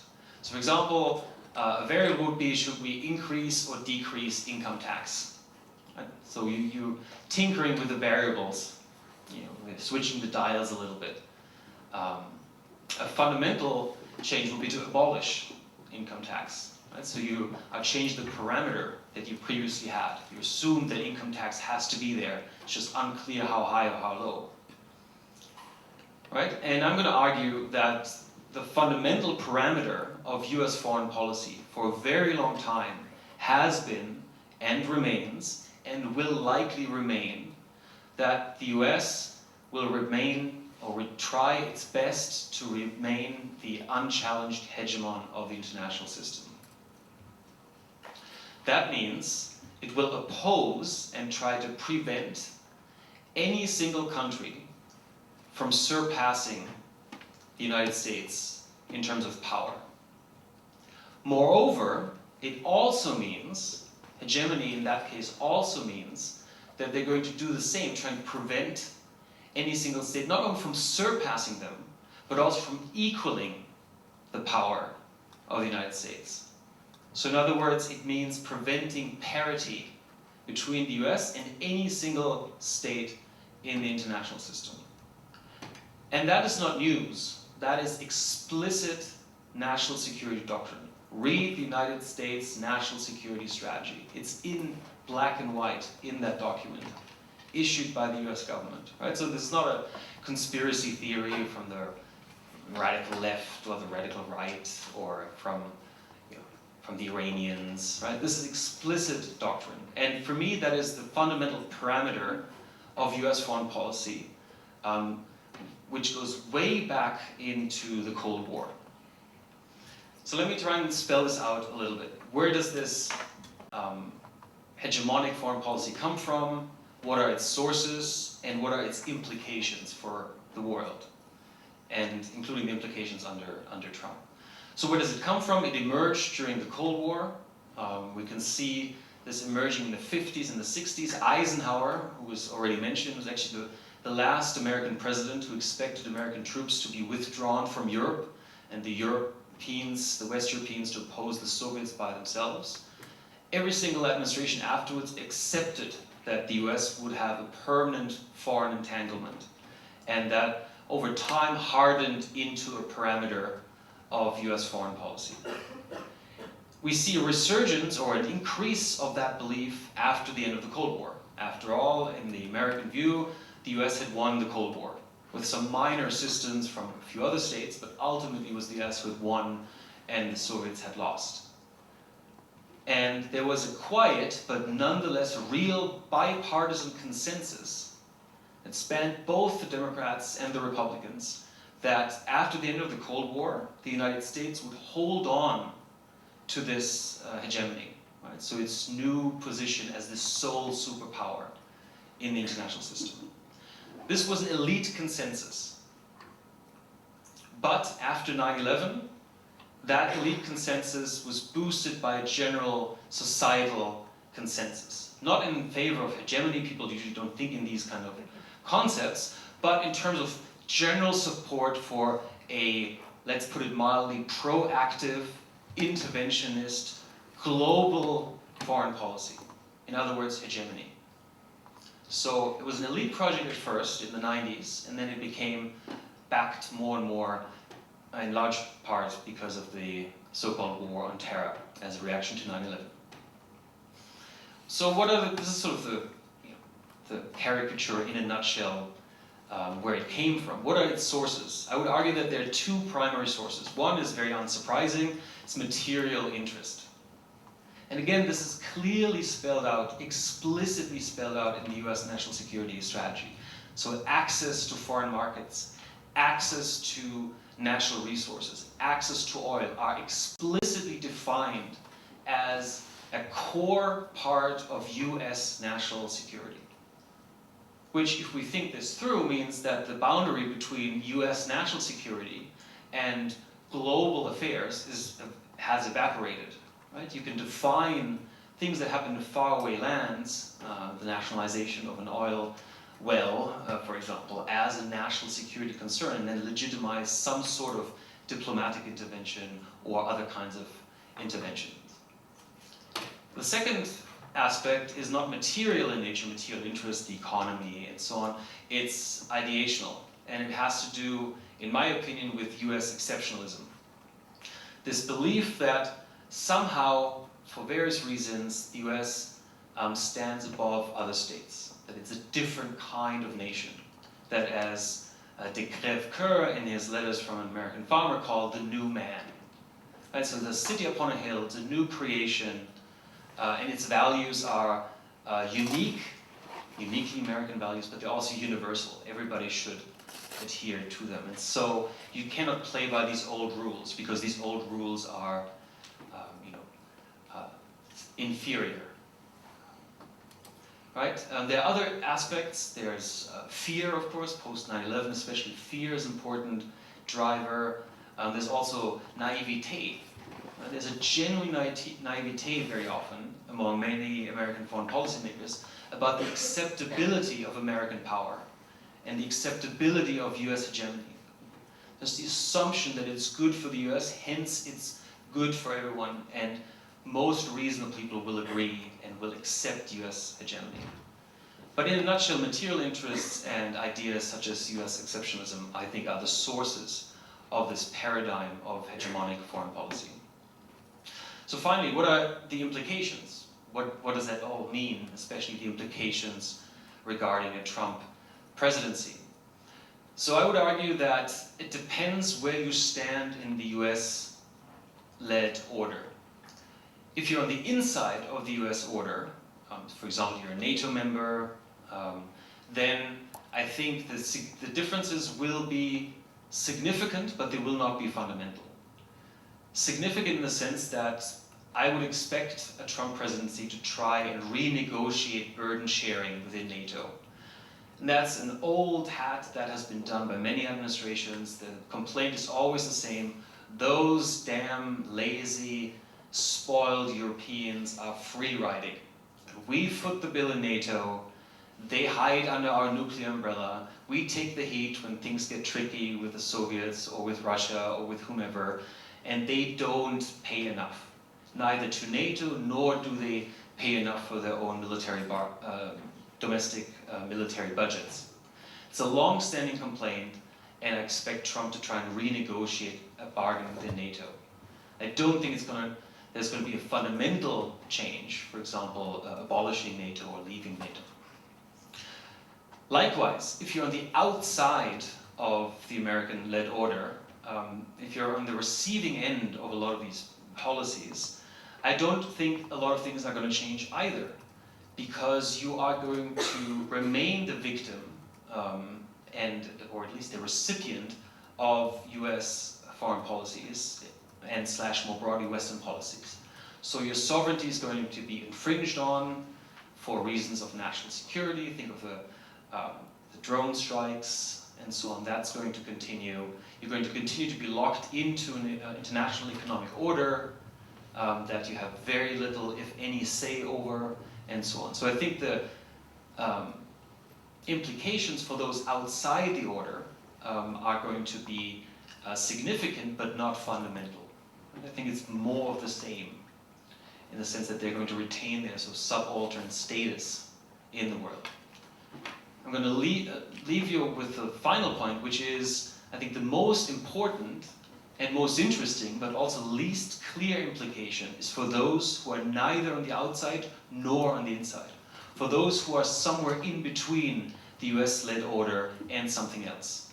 I'm going to give you two examples, Russia and China. Right, so both have had a tricky relationship with the US, a tricky relationship with the West more broadly, and are wavering between inclusion and exclusion in the US-led order. I think it's on these boundaries that we have the most important, the most interesting, but also the least clear trajectory ahead of us. My prediction would be that we're going to see a softening of the relationship with Russia for various reasons, not just because of the potential links that Trump has with Russians and his admiration for Putin, which I do think is a significant thing, but also because we're seeing a particularly bad moment in time. Right? It's a bit like if you write a disastrous essay and you get an F on the essay, the chances you're going to get a D or better in the next essay are fairly high. Right? It's a bit like that. We see an escalation in the relationship between the US and Russia at the moment, so in all likelihood it was going to get better anyways. Maybe not so much with Clinton, but somebody with Trump, my predictions would be, for this sort of semi-outsider, Russia, on the border between the inside and the outside of the US-led order, relations are going to get better. For China, my prediction is going to be that probably things are going to get worse. Because again, the basic parameter of the US is to exercise a hegemonic foreign policy. And China is threatening this, at least on the regional scale in Asia.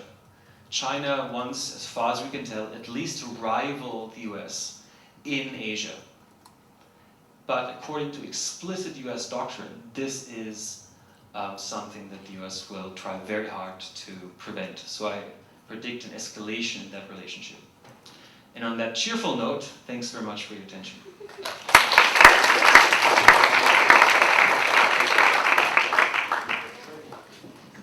Cheerful note. Well, I'm all about There's cheerful. going to be beer after, so everyone knows. Beer is cheerful. You know, we've heard, I think everybody here sort of suggests that Trump is not an ideologue, and, you know, maybe that's the silver lining here. And I wake up each morning repeating that over and over again. But as Brendan said, he's 70 years old also. And where is the good? Where is it? I haven't seen it. I'm an empiricist, so, you know, there's no, you know, no evidence to support the next 4 years he's going to move in that direction. I don't know what the statistician might tell us about the probability of that, but okay, he doesn't like them anyway. So I want to talk a little bit as an American, as an environmentalist, as an environmental scientist also. I want to talk just a little bit, I think, about some of the environmental implications here. Yeah, give maybe some concrete examples of some of the things that might happen here. And I'm going to do something a little bit different. I'm going to read my notes because this will keep me from ranting and raving a little bit. I don't think I've ever done that in a formal presentation before. And usually I use lots of PowerPoint slides, so my students will be a little bit disappointed here. But I came in this morning and just ratted out some text, and that seemed to be effective. The U.S. election of Trump. And in my notes, I could not bear to actually write his name, so I made a symbol.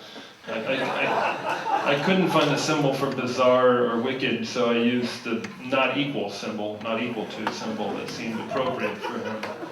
The U.S. election of Trump likely signals a sharp pendulum change in environmental policy and practice within the U.S. with probable environmental consequences across global, international, and national scales. And thinking about the potential environmental consequences of a Trump presidency, it is helpful to reflect upon recent history, and I'm glad that Brandon set that up very nicely. And it should be stated that we, of course, don't really know how things will play out because Trump has no experience. He's a pathological liar, among other things. But we do know there is great angst about this issue, and the spirit of concerns that brings us together this evening is also playing out across the world right now.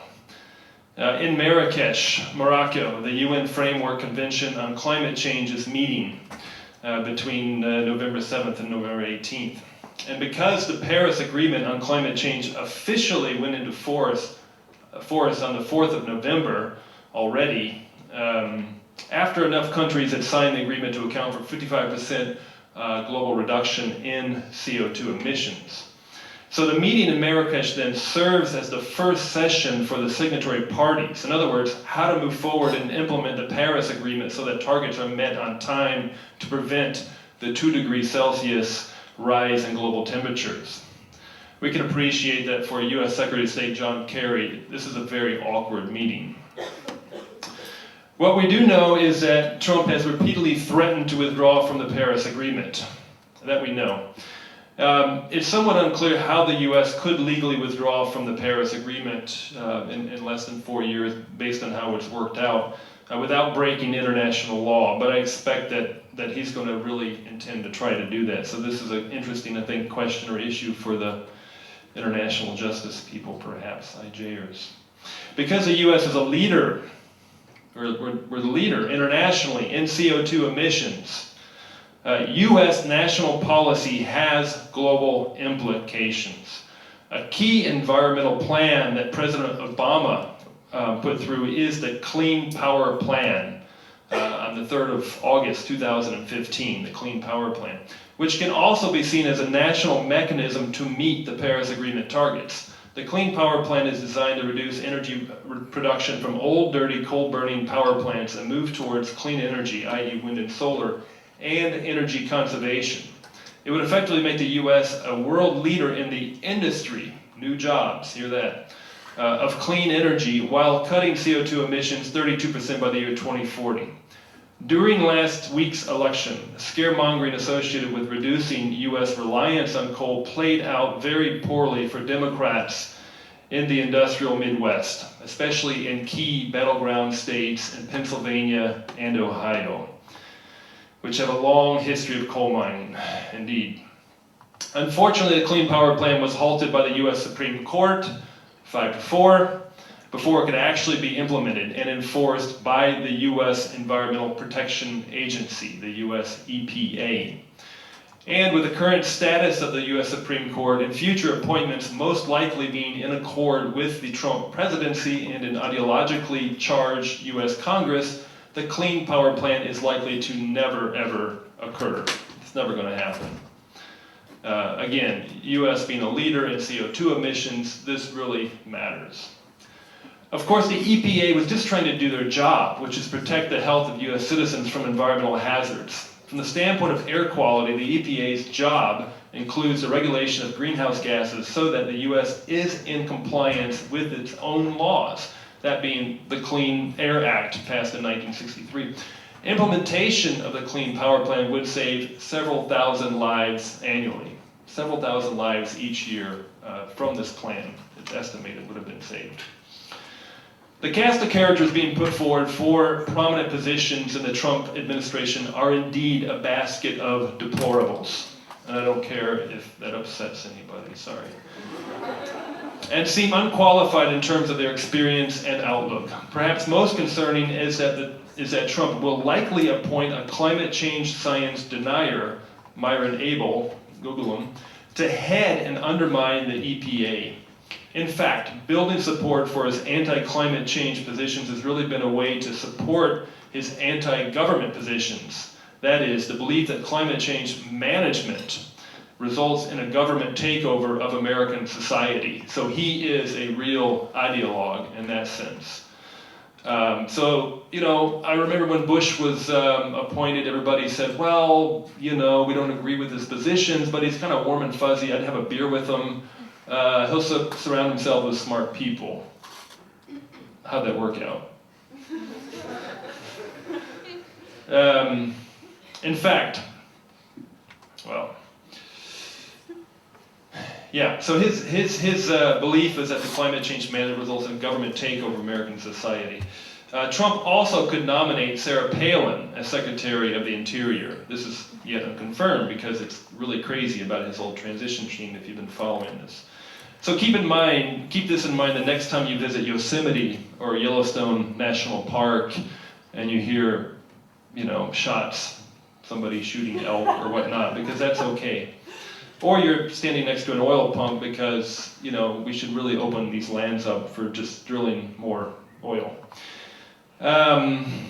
Which Trump clearly says he's going to do, which actually doesn't keep the coal people very happy because the prices are so recessed that one is competing against the other. That's a longer question for the economist. In addition to concrete agreements such as the Paris Agreement, I have serious concerns regarding the standing of US institutions abroad.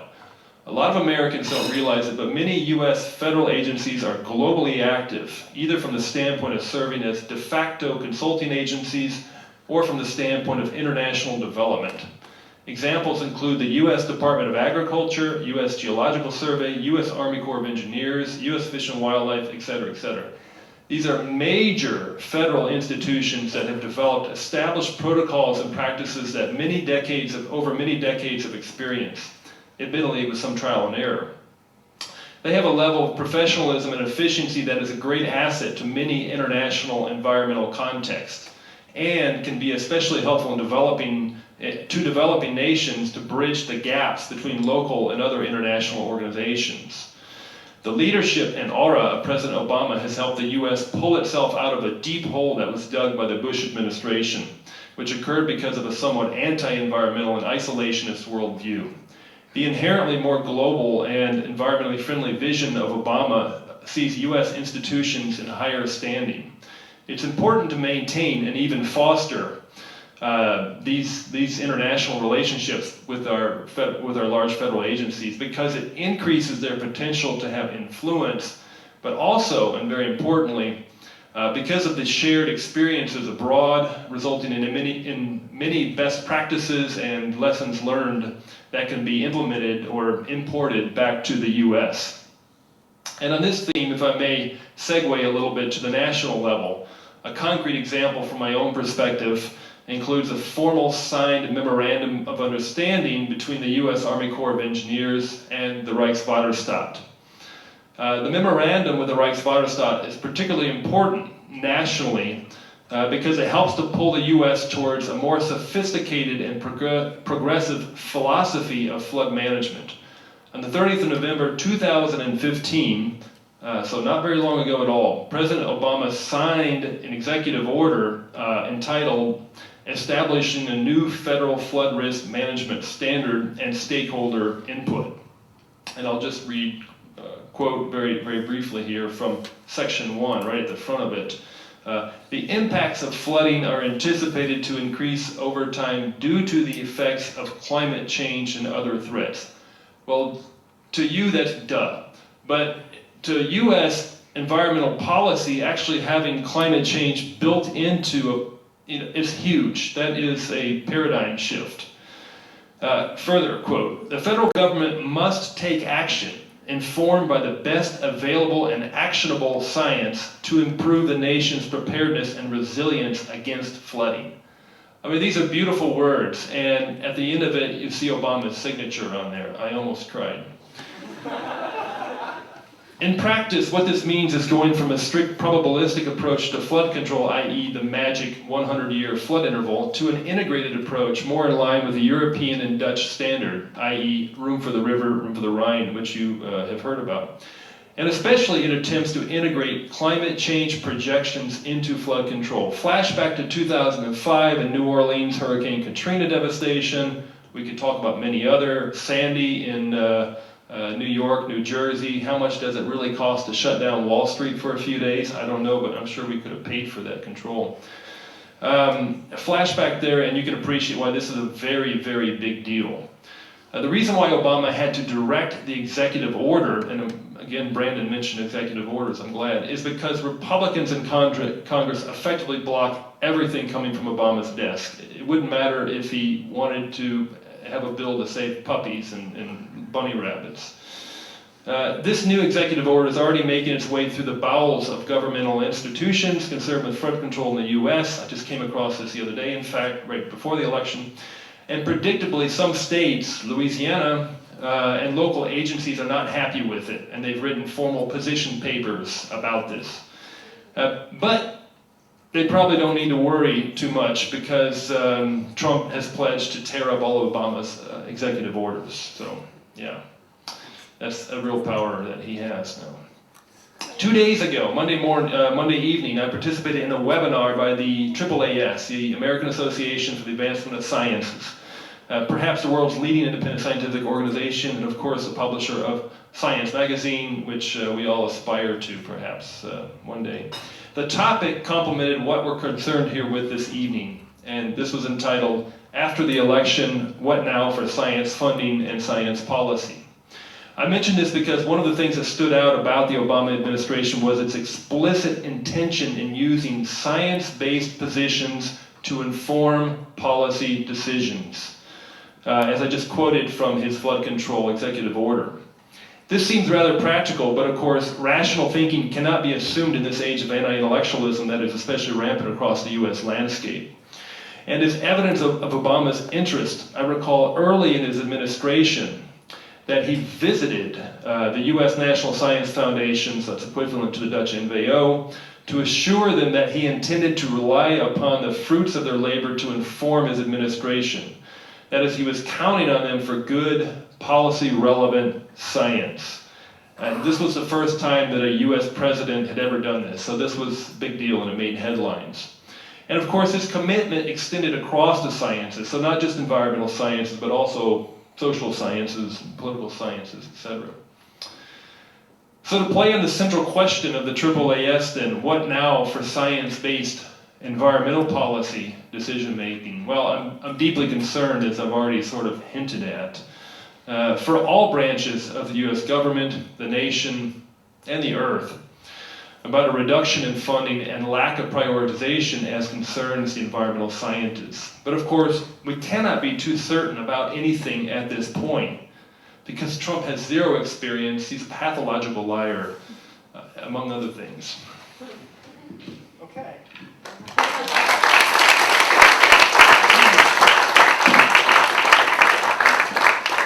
So Paul is very happy. All right, so now we're to the, yeah, that was great. So now we're to the Q&A open discussion portion, and I have a mic, and I have 2 legs, so I can run around, so all you need to do is raise your hand, and I will jet towards you. This is me jetting. You can say, like, you can ask a question, or you can just kind of, speak, fly on the wings of your voice.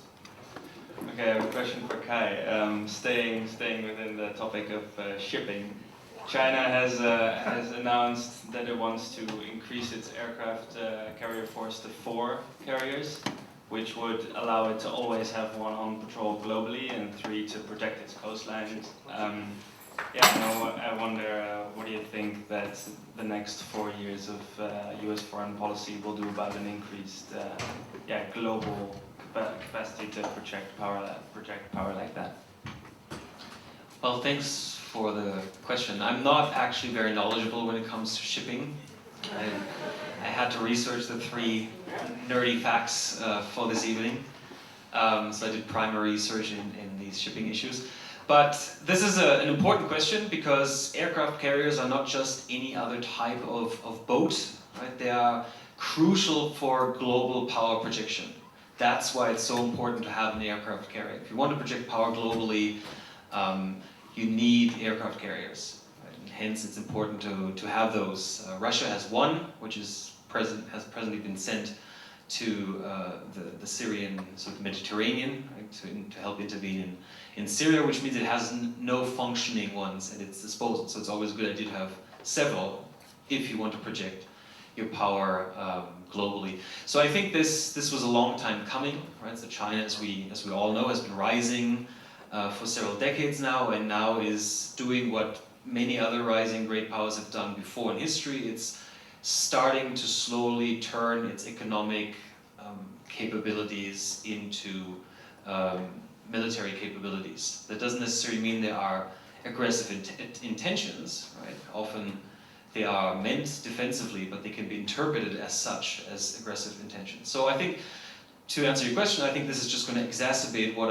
I predicted, which is that if the US sticks to current doctrine and there's no sign that it's fundamentally changing its hegemonic, what I characterize as a hegemonic foreign policy, then that means further increases in the military power of China are going to lead to escalation in US-Chinese rivalry, because the US is unwilling, according to its doctrine, but also, I would argue, to some extent incapable, because of US exceptionalist ideology, to accept a rival that it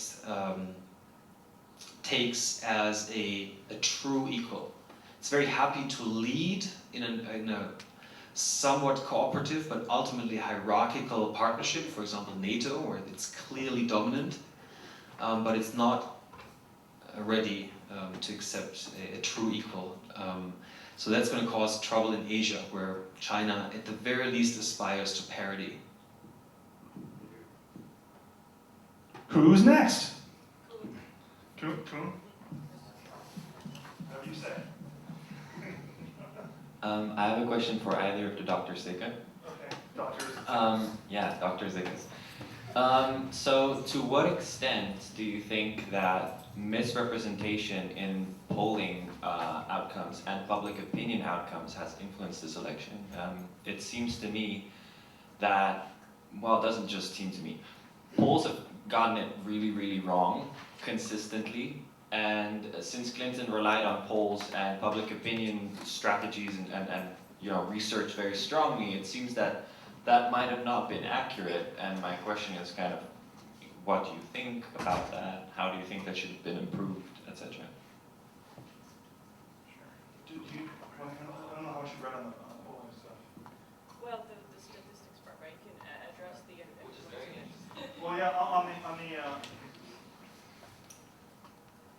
issue of how it affected the election, I think there's very little doubt that it suppressed turnout among Clinton voters, particularly because, again, with the combination of the fact that Trump had so effectively undercut the credibility of Clinton with all these different scandals, most of which were nonsense.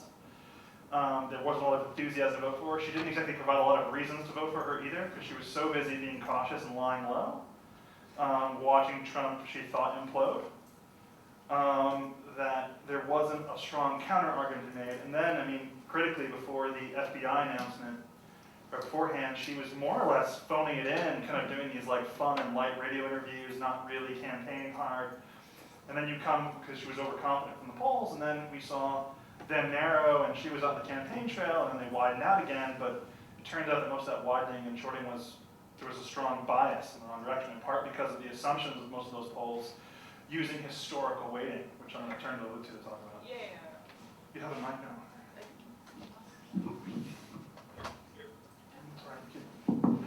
Yeah, it is now. No? Yeah. Yeah, it is.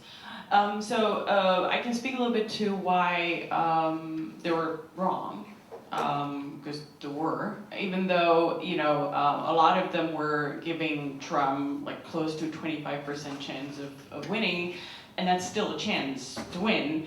Unfortunately, the way this was played out in the media, it was sort of interpreted as almost, you know, this is almost 100% chance, even though we were having probabilities around 85% from some of the more conservative polls.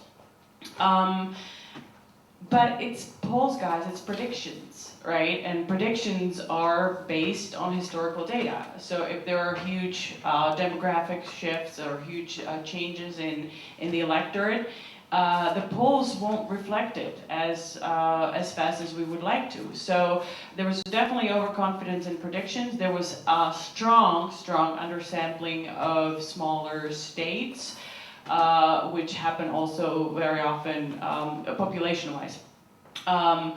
Be ruler. So we were basically having sort of consistent undersampling of the groups that were most mobilized by the Trump campaign, right? So I think that's why the sort of the probabilities were so much in favor of Clinton. But it is a cautionary tale in using polling. We now know that robocalls really not good. That's sort of more either telephone or face-to-face interviews. Those are much better. The polls are much more accurate. But we need to treat these as predictions, not sort of forecasting of assured future.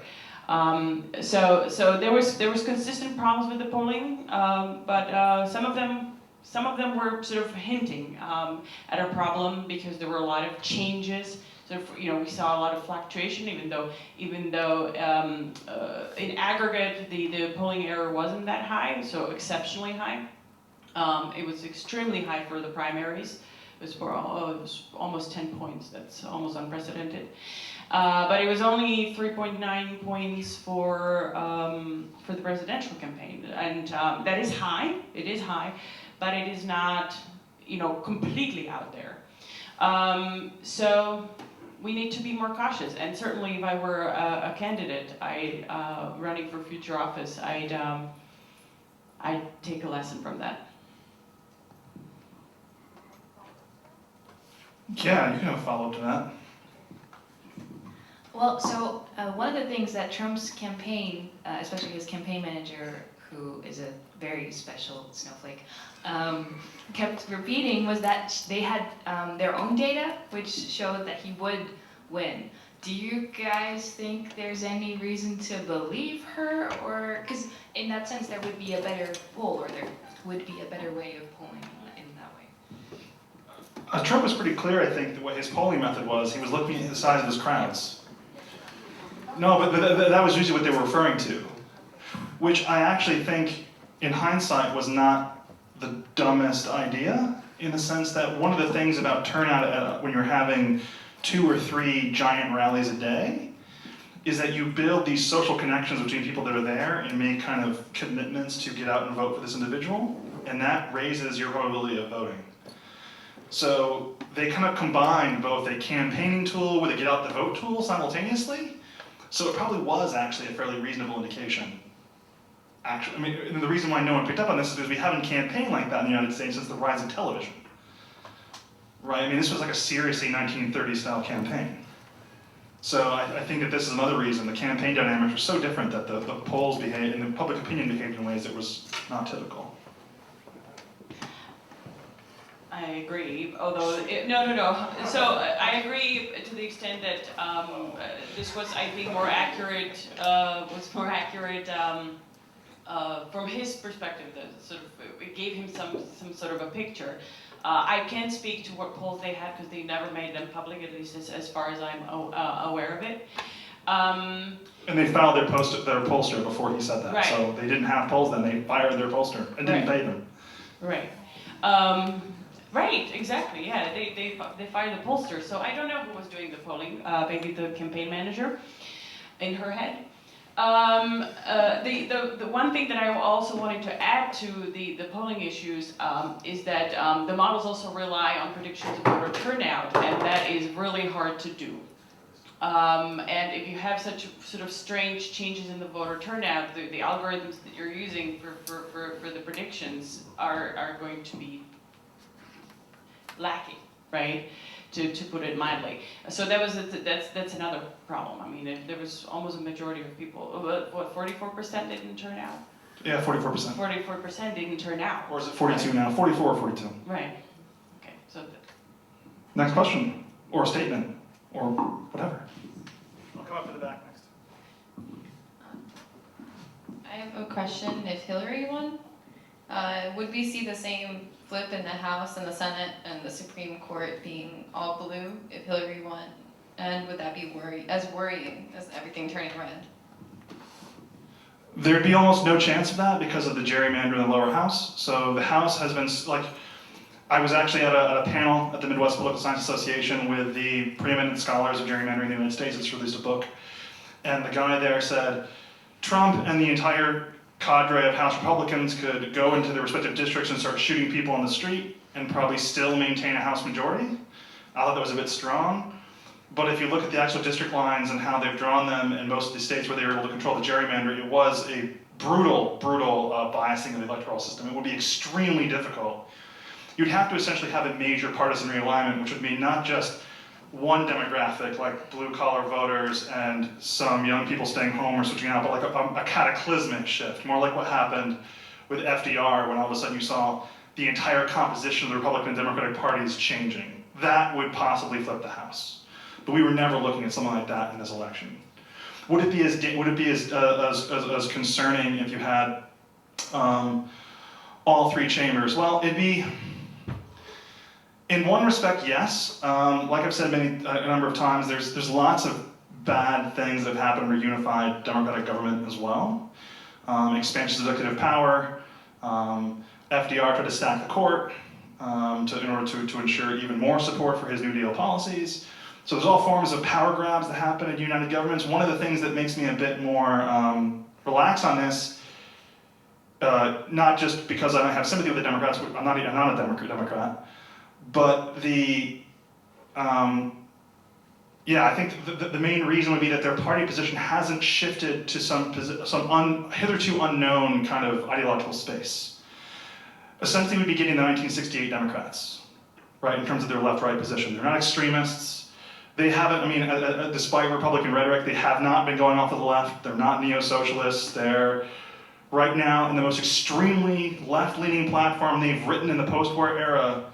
They're roughly even with their mid-60s position, which doesn't strike me as horribly worrying, right? So in that respect, they don't want to do any radical changes to society. They mainly want to show up what they're going to do, and that makes it a bit less dangerous. But yeah, administratively, there'd be power grabs, and that'd be bad for the system. I mean, keep in mind, Trump's in such a precarious position because of prior power grabs under united governments. Like both Bush and Obama expanded their ability to engage in executive orders under their two united Congresses. So they've shifted power to the executive each time they've had united government. Not great. So it makes the system more and more brittle over time. People in the back. in the middle, you had your hand up forever. Not forever, because you weren't holding it up, but consistently.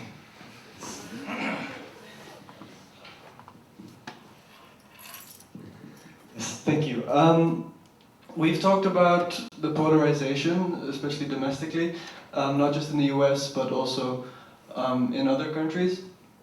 And we've also seen this video by Bernie, and I think there's been hints to this within our discussion today, that we as a progressive liberal group should come together and fight Trump and really be a strong opposition. But I was wondering to what extent that really solves the polarization, and is there a future where we become less polarized and where government can work again so that we don't feel as disenfranchised?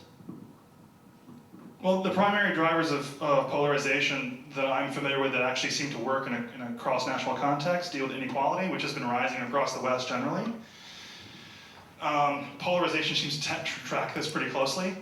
So one thing you could do is reduce inequality, but one of the problems with anything that's about a trend over time is that lots of things are correlated with it, like anything that goes up, like the population of cats. So it could be inequality, that seems to be the most likely, but other things that could happen would be to increase social cohesion. In prior periods where we had lots of polarization and we had high inequality, we still didn't see the same level of social distrust, which has made the politics in particularly toxic. So it's entirely possible that if we were able to either reinvigorate social institutions or engage in force more civic activity at the local level among these different groups and force them to basically play together.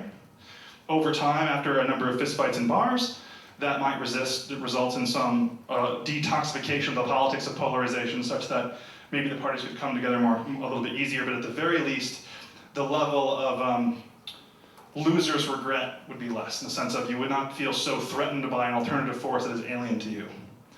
Right? I think those are the main things that would help get our politics working again, not just in the United States, but in the West generally. But that's the best evidence that I've seen. But the polarization question and the fragmentation of party systems across the West is a general puzzle. Right? You want to follow up? Would you like to run again? You want to add up? Before it moves on? Okay. So you mentioned the solving inequality, but do you think that such a solution is possible in such a polarized society? Well, like what Olive said, if we'd had a unified democratic government, almost all of their policies, and particularly Bernie Sanders' policies, were equality enhancing. So it would have at least slowed, if not stopped it. In addition to that, and this is one of the big tragedies, is that for the first time since 1975, we've had real wage growth across all income quintiles in the United States this last year under the Obama administration. So he essentially pulled us out of the rut with his policies, and inequality started to fall by a very small tick. So it looks like it might have been happening anyway under the kind of policies that Clinton would have continued. So that would have been one solution. I think there are 2 points that I'd like to make. One is to throw some sunshine into this debate. One thing that we haven't talked about much is that Clinton would have won if it were for the young voters. Right? So age played a huge role. So I think she would have only, correct me if I'm wrong, she would have lost less than a handful of states. Oh, for sure. If it just were for the youngest age group of voters. Which is also good news, or potentially good news, for other contexts, right? So for example, think of post-Brexit Britain, right? With Brexit, there's some uncanny parallels, right? Between the right-wing populism that drove the Brexit campaign and that drove the Trump campaign, but also in voting patterns. It's the same picture in Britain. The young people predominantly voted against Brexit, right? So when they if they went to vote. So just because we've been relatively negative, so I think there is a potential silver lining. The second point I would like to make about polarization more specifically, one thing that I think we all can do to help is to support high quality journalism.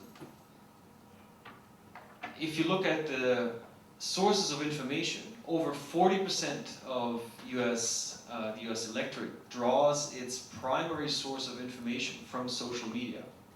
Sorry, over 60%, 44% from Facebook specifically.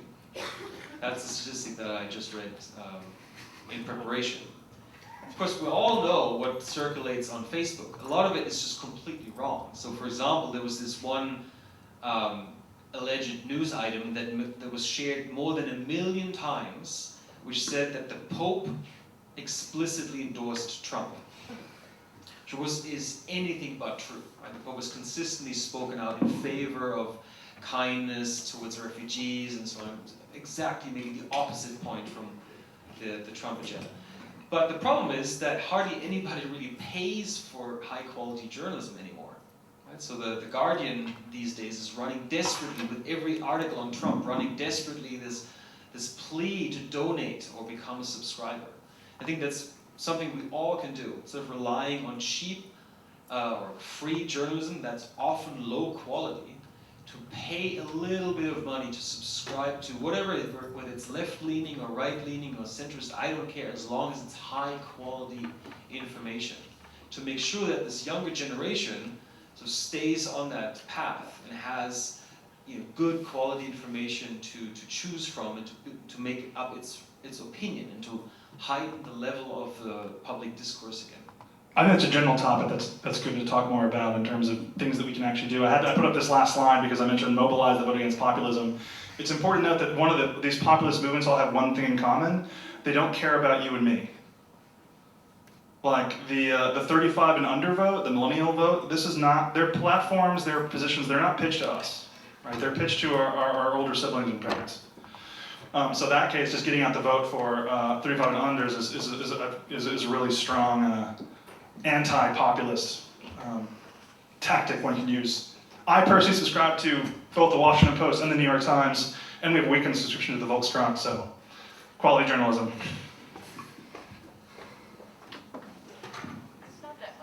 Yeah, I actually have 2 questions, one to Kai and one to Ed.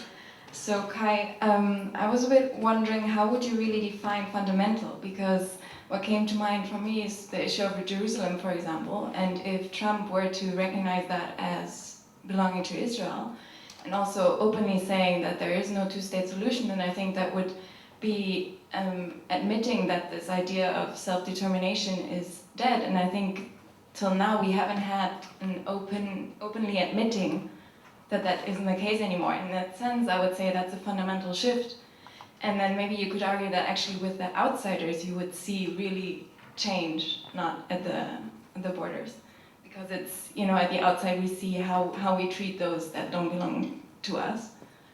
And then for Ed, what struck me with the evangelicals was that they seem to have lost kind of basic morals or humanity in the sense of that they that they didn't recognize how can I say this, the double standard with Trump and Clinton. And from my experience, I was always saying no, the basic values of compassion and tolerance, they remain even though they have radical views with regards to Christianity. But now it seems to me that that isn't the case anymore. And I just thought maybe you would react to that. Thank you.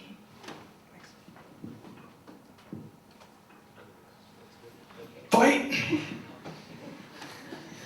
Great question, thanks very much. So, of course, self-determination is a fundamental liberal norm, espoused at least in rhetoric by the United States and basically every Western state, but also the rest of the international community, if you read the Charter of the United Nations. In practice, though, states have a very, at best, checkered history of actually honoring that norm. Right? If you look at the US, the person that is most strictly or most closely connected to self-determination is Woodrow Wilson. Woodrow Wilson has these great quotes where he completely disregards the self-determination of Native Americans. He talks about a vast, empty continent that the settlers from Europe were bound to colonize. Right? So, right at the heart of liberalism, there is a double standard, where self-determination in practice meant primarily the self-determination of white Anglo-Saxon Protestants. the Catholics are fine too, because most of them, at least the ones in North America, are white too. So there is a bias, a clearly problematic way of non-implementing this norm. More specifically on the Middle East, I would expect the Trump presidency to not reverse fundamentally in any meaningful way. So the Middle East has been neglected by the Obama administration, with the one huge exception of Iran.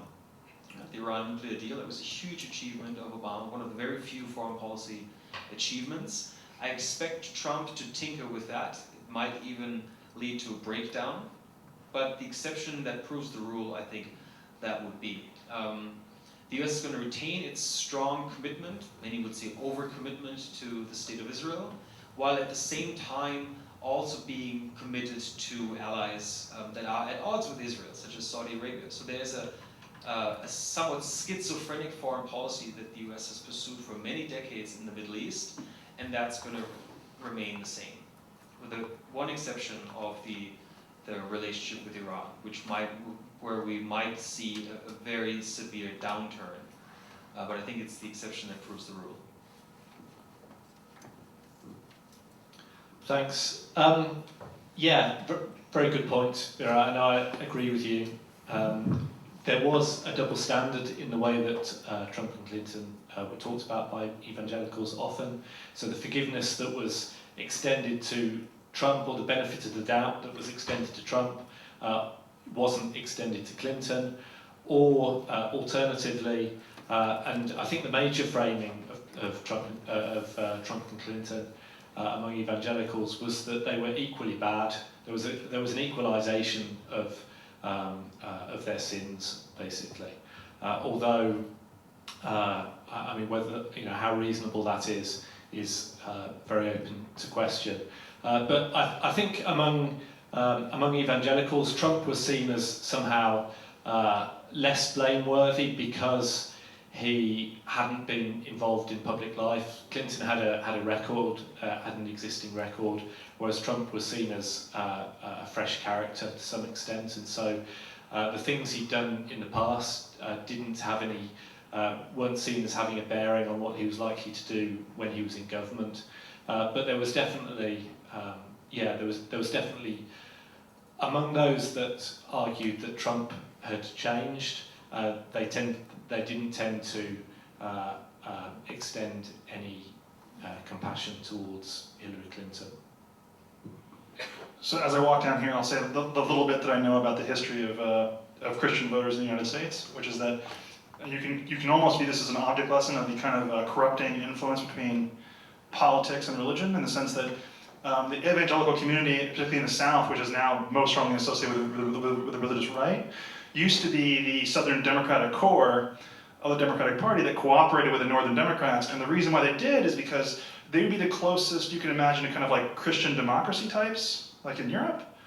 And then once Nixon completed the Southern strategy and moved them into the Republican fold, this is when you start seeing the real size of this prosperity gospel and the kind of rise of megachurches, the kind of fusion of capitalism and the church, which was much more of a folk affair up until the 70s. And there's a really good BBC documentary on this, where they actually interview all these different pastors from megachurches and other evangelical churches, and then talk to Republican Party officials about the tension that exists there along this particular question.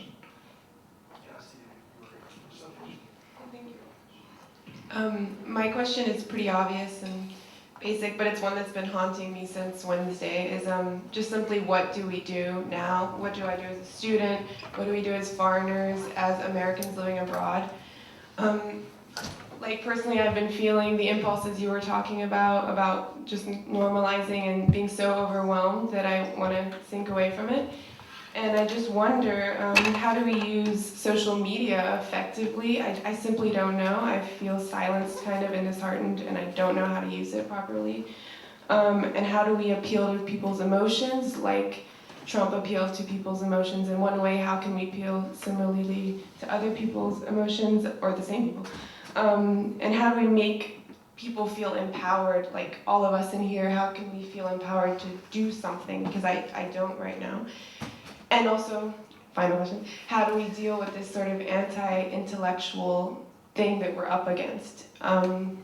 So yeah, I really seek guidance on this, and I also think it's a good idea to maybe organize a panel about this and maybe get activists in from Holland around the world, which would be really cool. So this is kind of my main mission now until March. I'm putting a lot of my side projects on hold, everything I don't need to do to keep my job, basically. And I'm going to be focusing on the Dutch elections and doing whatever I can. I've had a number of meetings with the Ministry of Education about long-run reforms they could consider, just taking my input. Apparently I've been informed that I will be cited in a memo. So my political career has begun. I've been fairly active on social media, changed my all my privacy settings to public, and been more or less primarily kind of coming up with an info stream on what's been going on in the elections. I think the problem with your question is that you have to divide it into short run and long run parts. The anti-intellectualism, there's nothing you can do about it right now. So, like, there's nothing you can do before March, there's nothing you can do before the next 4 years. Like, that's more of a long run social thing that you need to do. Things that we can do now is that we can, as Bernie Sanders said, get really active in existing in the political process. There's a Democrats Abroad chapter for Americans living abroad. There's, and they actually allow you to phone back and do all kinds of stuff from abroad. You can get involved in terms of working with various networks. They often need people to write material and do copy. There's things like that you can do.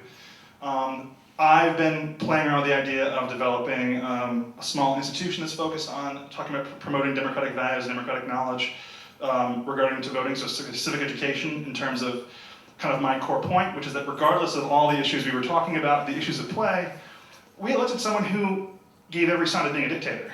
Like, that should never happen, no matter what they're promising, because his entire playbook was classic, right? If we don't have a problem, it was a matter of luck, right? Not because we were so smart, we figured it, we read his mind. Like, none of that was happening, right? So, in terms of concrete things you can do in the short run, and what we need to do, I think, with our politics, get people emotionally involved. I mean, I think Bernie Sanders is a good model in the US case, but generally when you look at mainstream politics, party politics in the West, since, say, 1990, definitely by the end of the 90s in the Netherlands, you see kind of, you have elites, and you have the people, and you don't see much connection between them.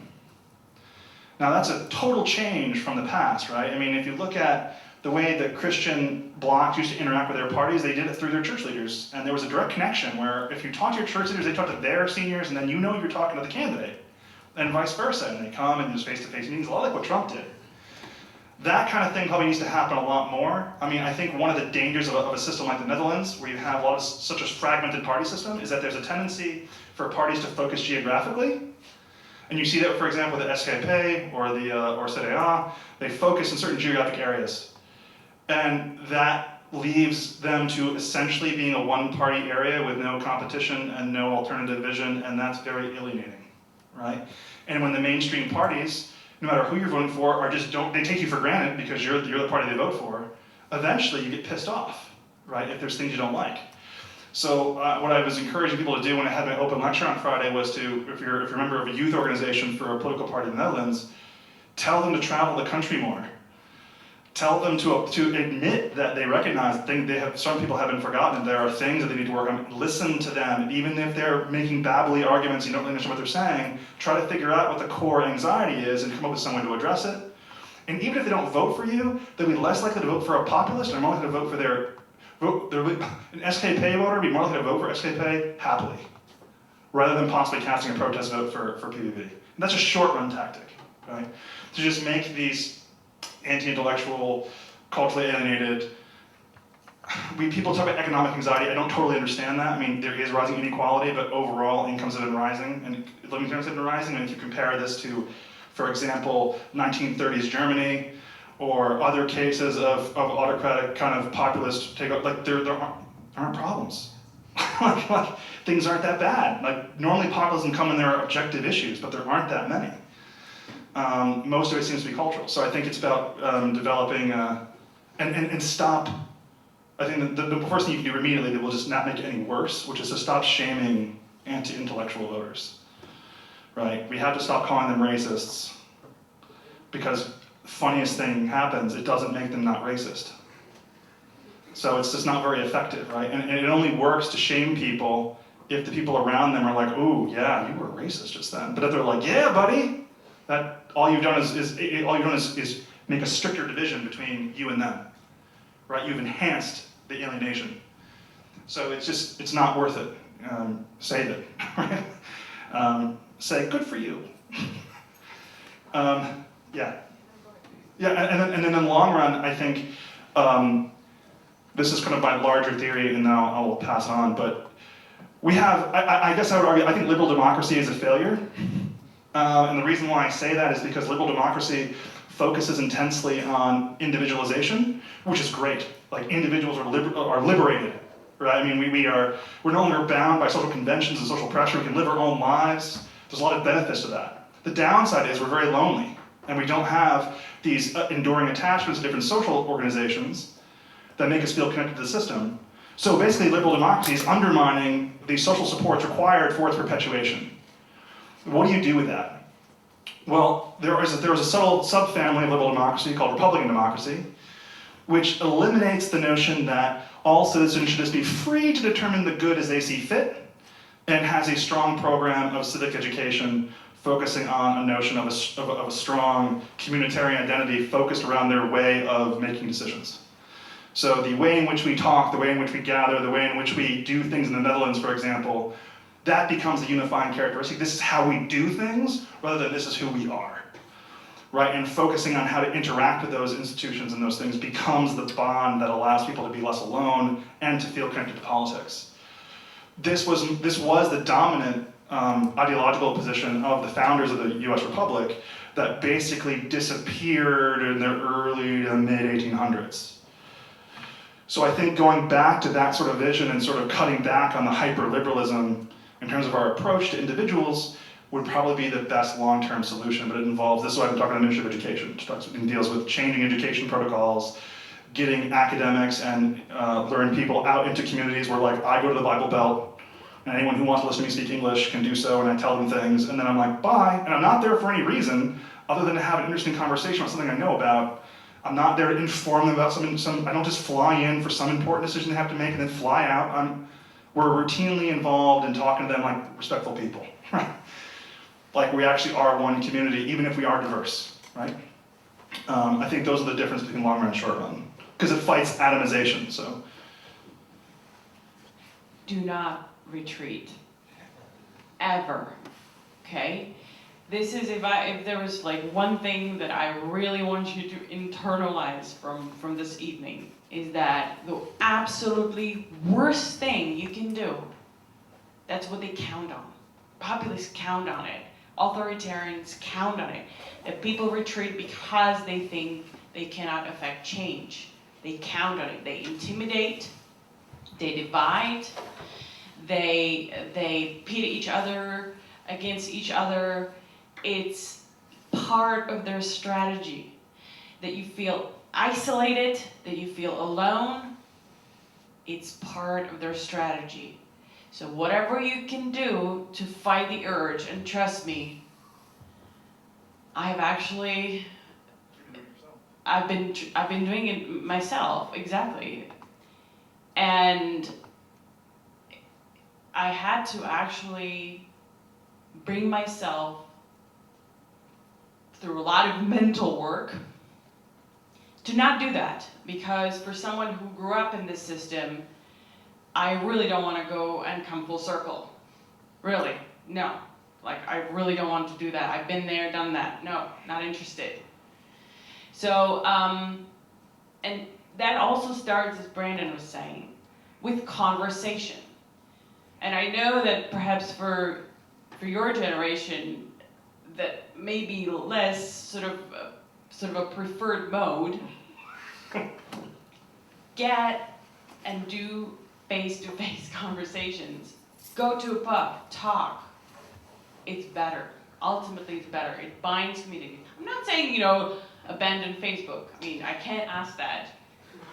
But also too important. But also have a conversation with humility in the sense of recognizing that, like I remember when it was in Ameland, and I had this conversation with someone who's like your stereotypical anti-intellectual kind of Frieslander, and he's tried to test me sort of, or trying to say some needling and offensive things, and I was just kind of cool about it, and then we had a really nice conversation, but I didn't admit, he was kind of testing me to see if I was going to be a dick, basically.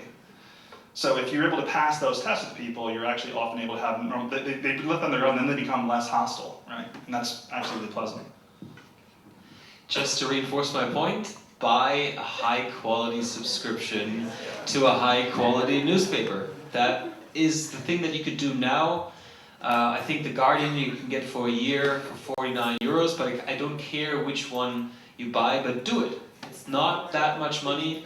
Journalism is key to democracy. Journalism, high quality journalism is dying as we watch it. That's not an exaggeration.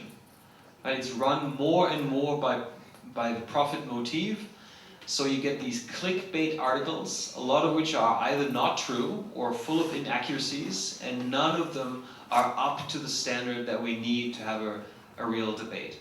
So it's not a trivial point, it's not a pet project of mine. I mean, it is, but it's there's more to it than that, right? It's absolutely key. And the second point I would like to make is to actually talk to people outside of your individual bubble, which has already been mentioned, right? But it doesn't do anything to share stories with people, forward stuff to people that you know are already on your side, right?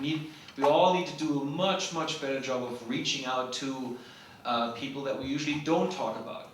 A lot of our conversations among each other are really just there to make us feel better, right? Because we're not the racists, we're not the bigots, we're not the misogynists and so on. We can make ourselves feel better by telling ourselves, yet you're not a racist, I'm not a racist, we're great. That's great for identity building, but it doesn't actually build any bridges, on the contrary, right? So reaching out to people who have very different views, and, that's my third and final point, not vilifying those people, right? Like Trump aside, there are lots and lots of well-meaning Americans who voted, sometimes in false consciousness and for whatever reason, who voted for Trump. People who have quite commonsensical beliefs, in the sense, like people say things like, oh, they're illegal immigrants in this country, they've broken the law, they shouldn't be doing that. That's a commonsensical notion, right? So by entering into a true dialogue with that person, you can show why that commonsensical notion, people shouldn't break the law, doesn't actually lead to voting for Trump. But in order to do that, you need to have a bit of empathy, I think, for these people, rather than vilifying that, because that is the precondition for a true dialogue. Fourth and final point, sorry, power is brittle.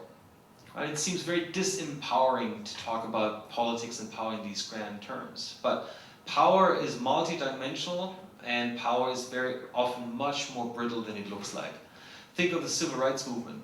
Those people engaged in the civil rights movement had basically everything stacked against them. A racist state, racist politicians, lynchings, and all kinds of things. And primarily they won via debate, invoking American values, turning those against their opponents, and so on and so forth, right? So it is possible to do these even in a rigged system. I want to say one thing about that last bit he said.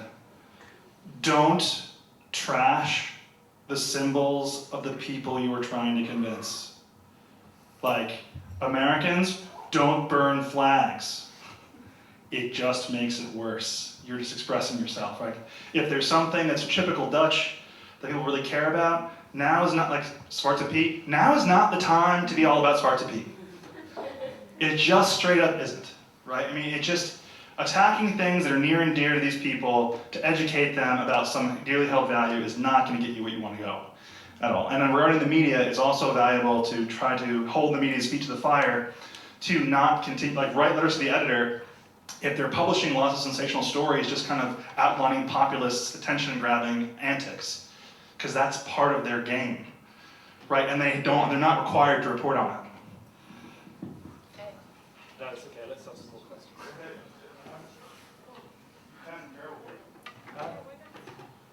Okay, well, very quickly, what we do, I think, depends to some extent on whether we're American or not.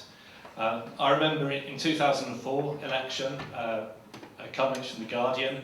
The Guardian ran a campaign for its readers to try and influence the election in the US. It encouraged its British readers to write letters to voters in a particular county in the US and try and persuade them to vote for Kerry and why it was important to vote against Bush, important for the future of the world. And this campaign ended very badly. The people in this county resented British people phoning them up and sending them letters and telling them how to vote and interfering in their democracy.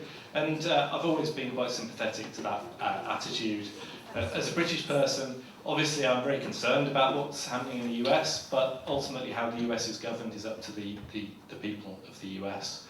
But I think for those of us that aren't Americans and are concerned about the rise of these forms of politics, one of the best things we can do is try and understand what's driving them and also what the alternatives might be. One of the points I wanted to make in talking about the evangelicals is that they weren't voting for racist reasons or misogynistic reasons primarily, but they were voting for other reasons and almost in spite of Trump's racism and misogyny. So things that can be more complex than they've first seen. And also I would echo Brandon's point about alternatives to liberalism. I think if one thing that the US election and Brexit have shown is that liberalism in its political and economic forms seems fairly exhausted, its popular appeal seems to be waning. So what post-liberal forms of politics might there be that don't descend into racism and xenophobia, and how can we promote those forms of politics? That's something that I think we can all do even if we're not Americans.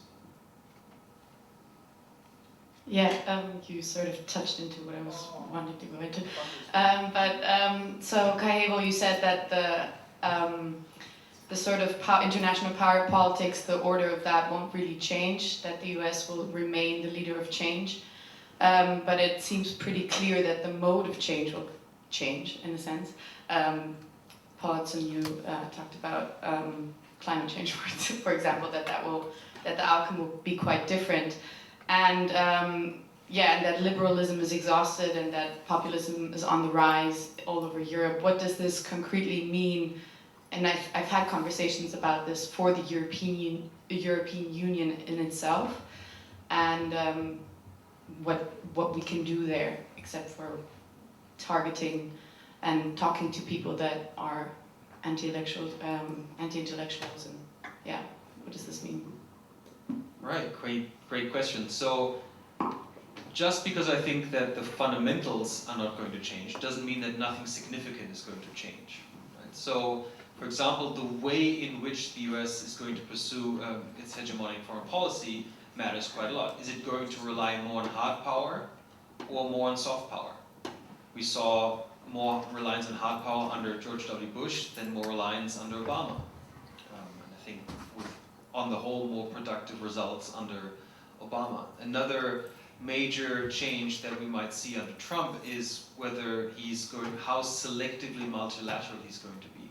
Right? Every US administration has been selectively multilateral. Right? When push comes to shove, the US has always retained, and again, that's explicit doctrine, to go it alone if need be. But the question is, how often are they going to do that? And how is that going to affect the key multilateral institutions? Of course, including the United Nations Security Council in particular, NATO, and so on. Right? So these are important questions, and I'm not denying that there will be a significant shift when it comes to the methods of implementing this hegemonic foreign policy. On Europe, my hope would be, and we're seeing little attempts that this might have a unifying effect, and that the notion that you cannot rely on the US for the foreseeable future is going to help with certain projects that have been overdue, such as integrating militarily. We're seeing some baby steps towards that, so that might create a bit of unity in an otherwise crisis-ridden institution. In fact, if you look at federal theory, the fact that the US has provided security to Europe has probably been a major detriment to European unification. Because generally speaking, successful federations form, or federal arrangements, confederations form in the face of existential threats. And the US has formed a shield to prevent Europe from having any of those. I'm afraid, well, not that afraid, I'm enthusiastic to say we have one final question and then it's beer time. down at Coasters, and then I'll be there, and I think others will be there as well and available for questions. But yours has had his hand up, like to the point that he has like no blood in his hand left. So I think I should give him the final question.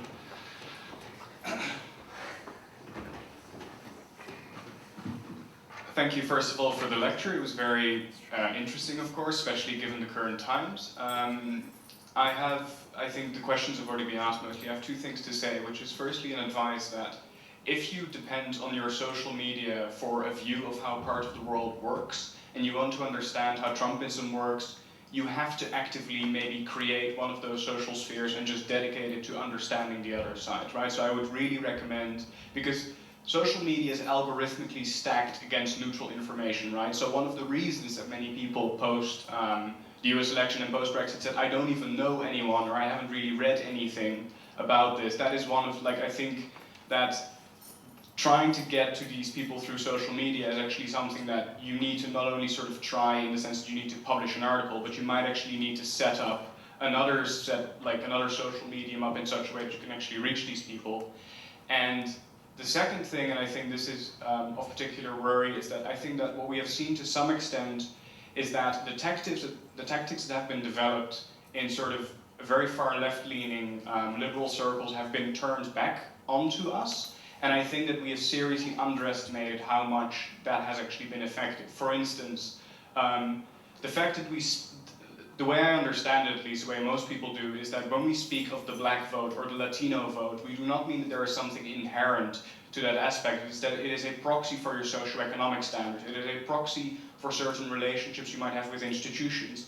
But many people have forgotten that this proxy level exists. So for instance, to many Trump voters, the fact that they could vote on the basis of their whiteness, I think, has been partially justified by the fact that it was so easy to portray the left as caring inherently about these characteristics.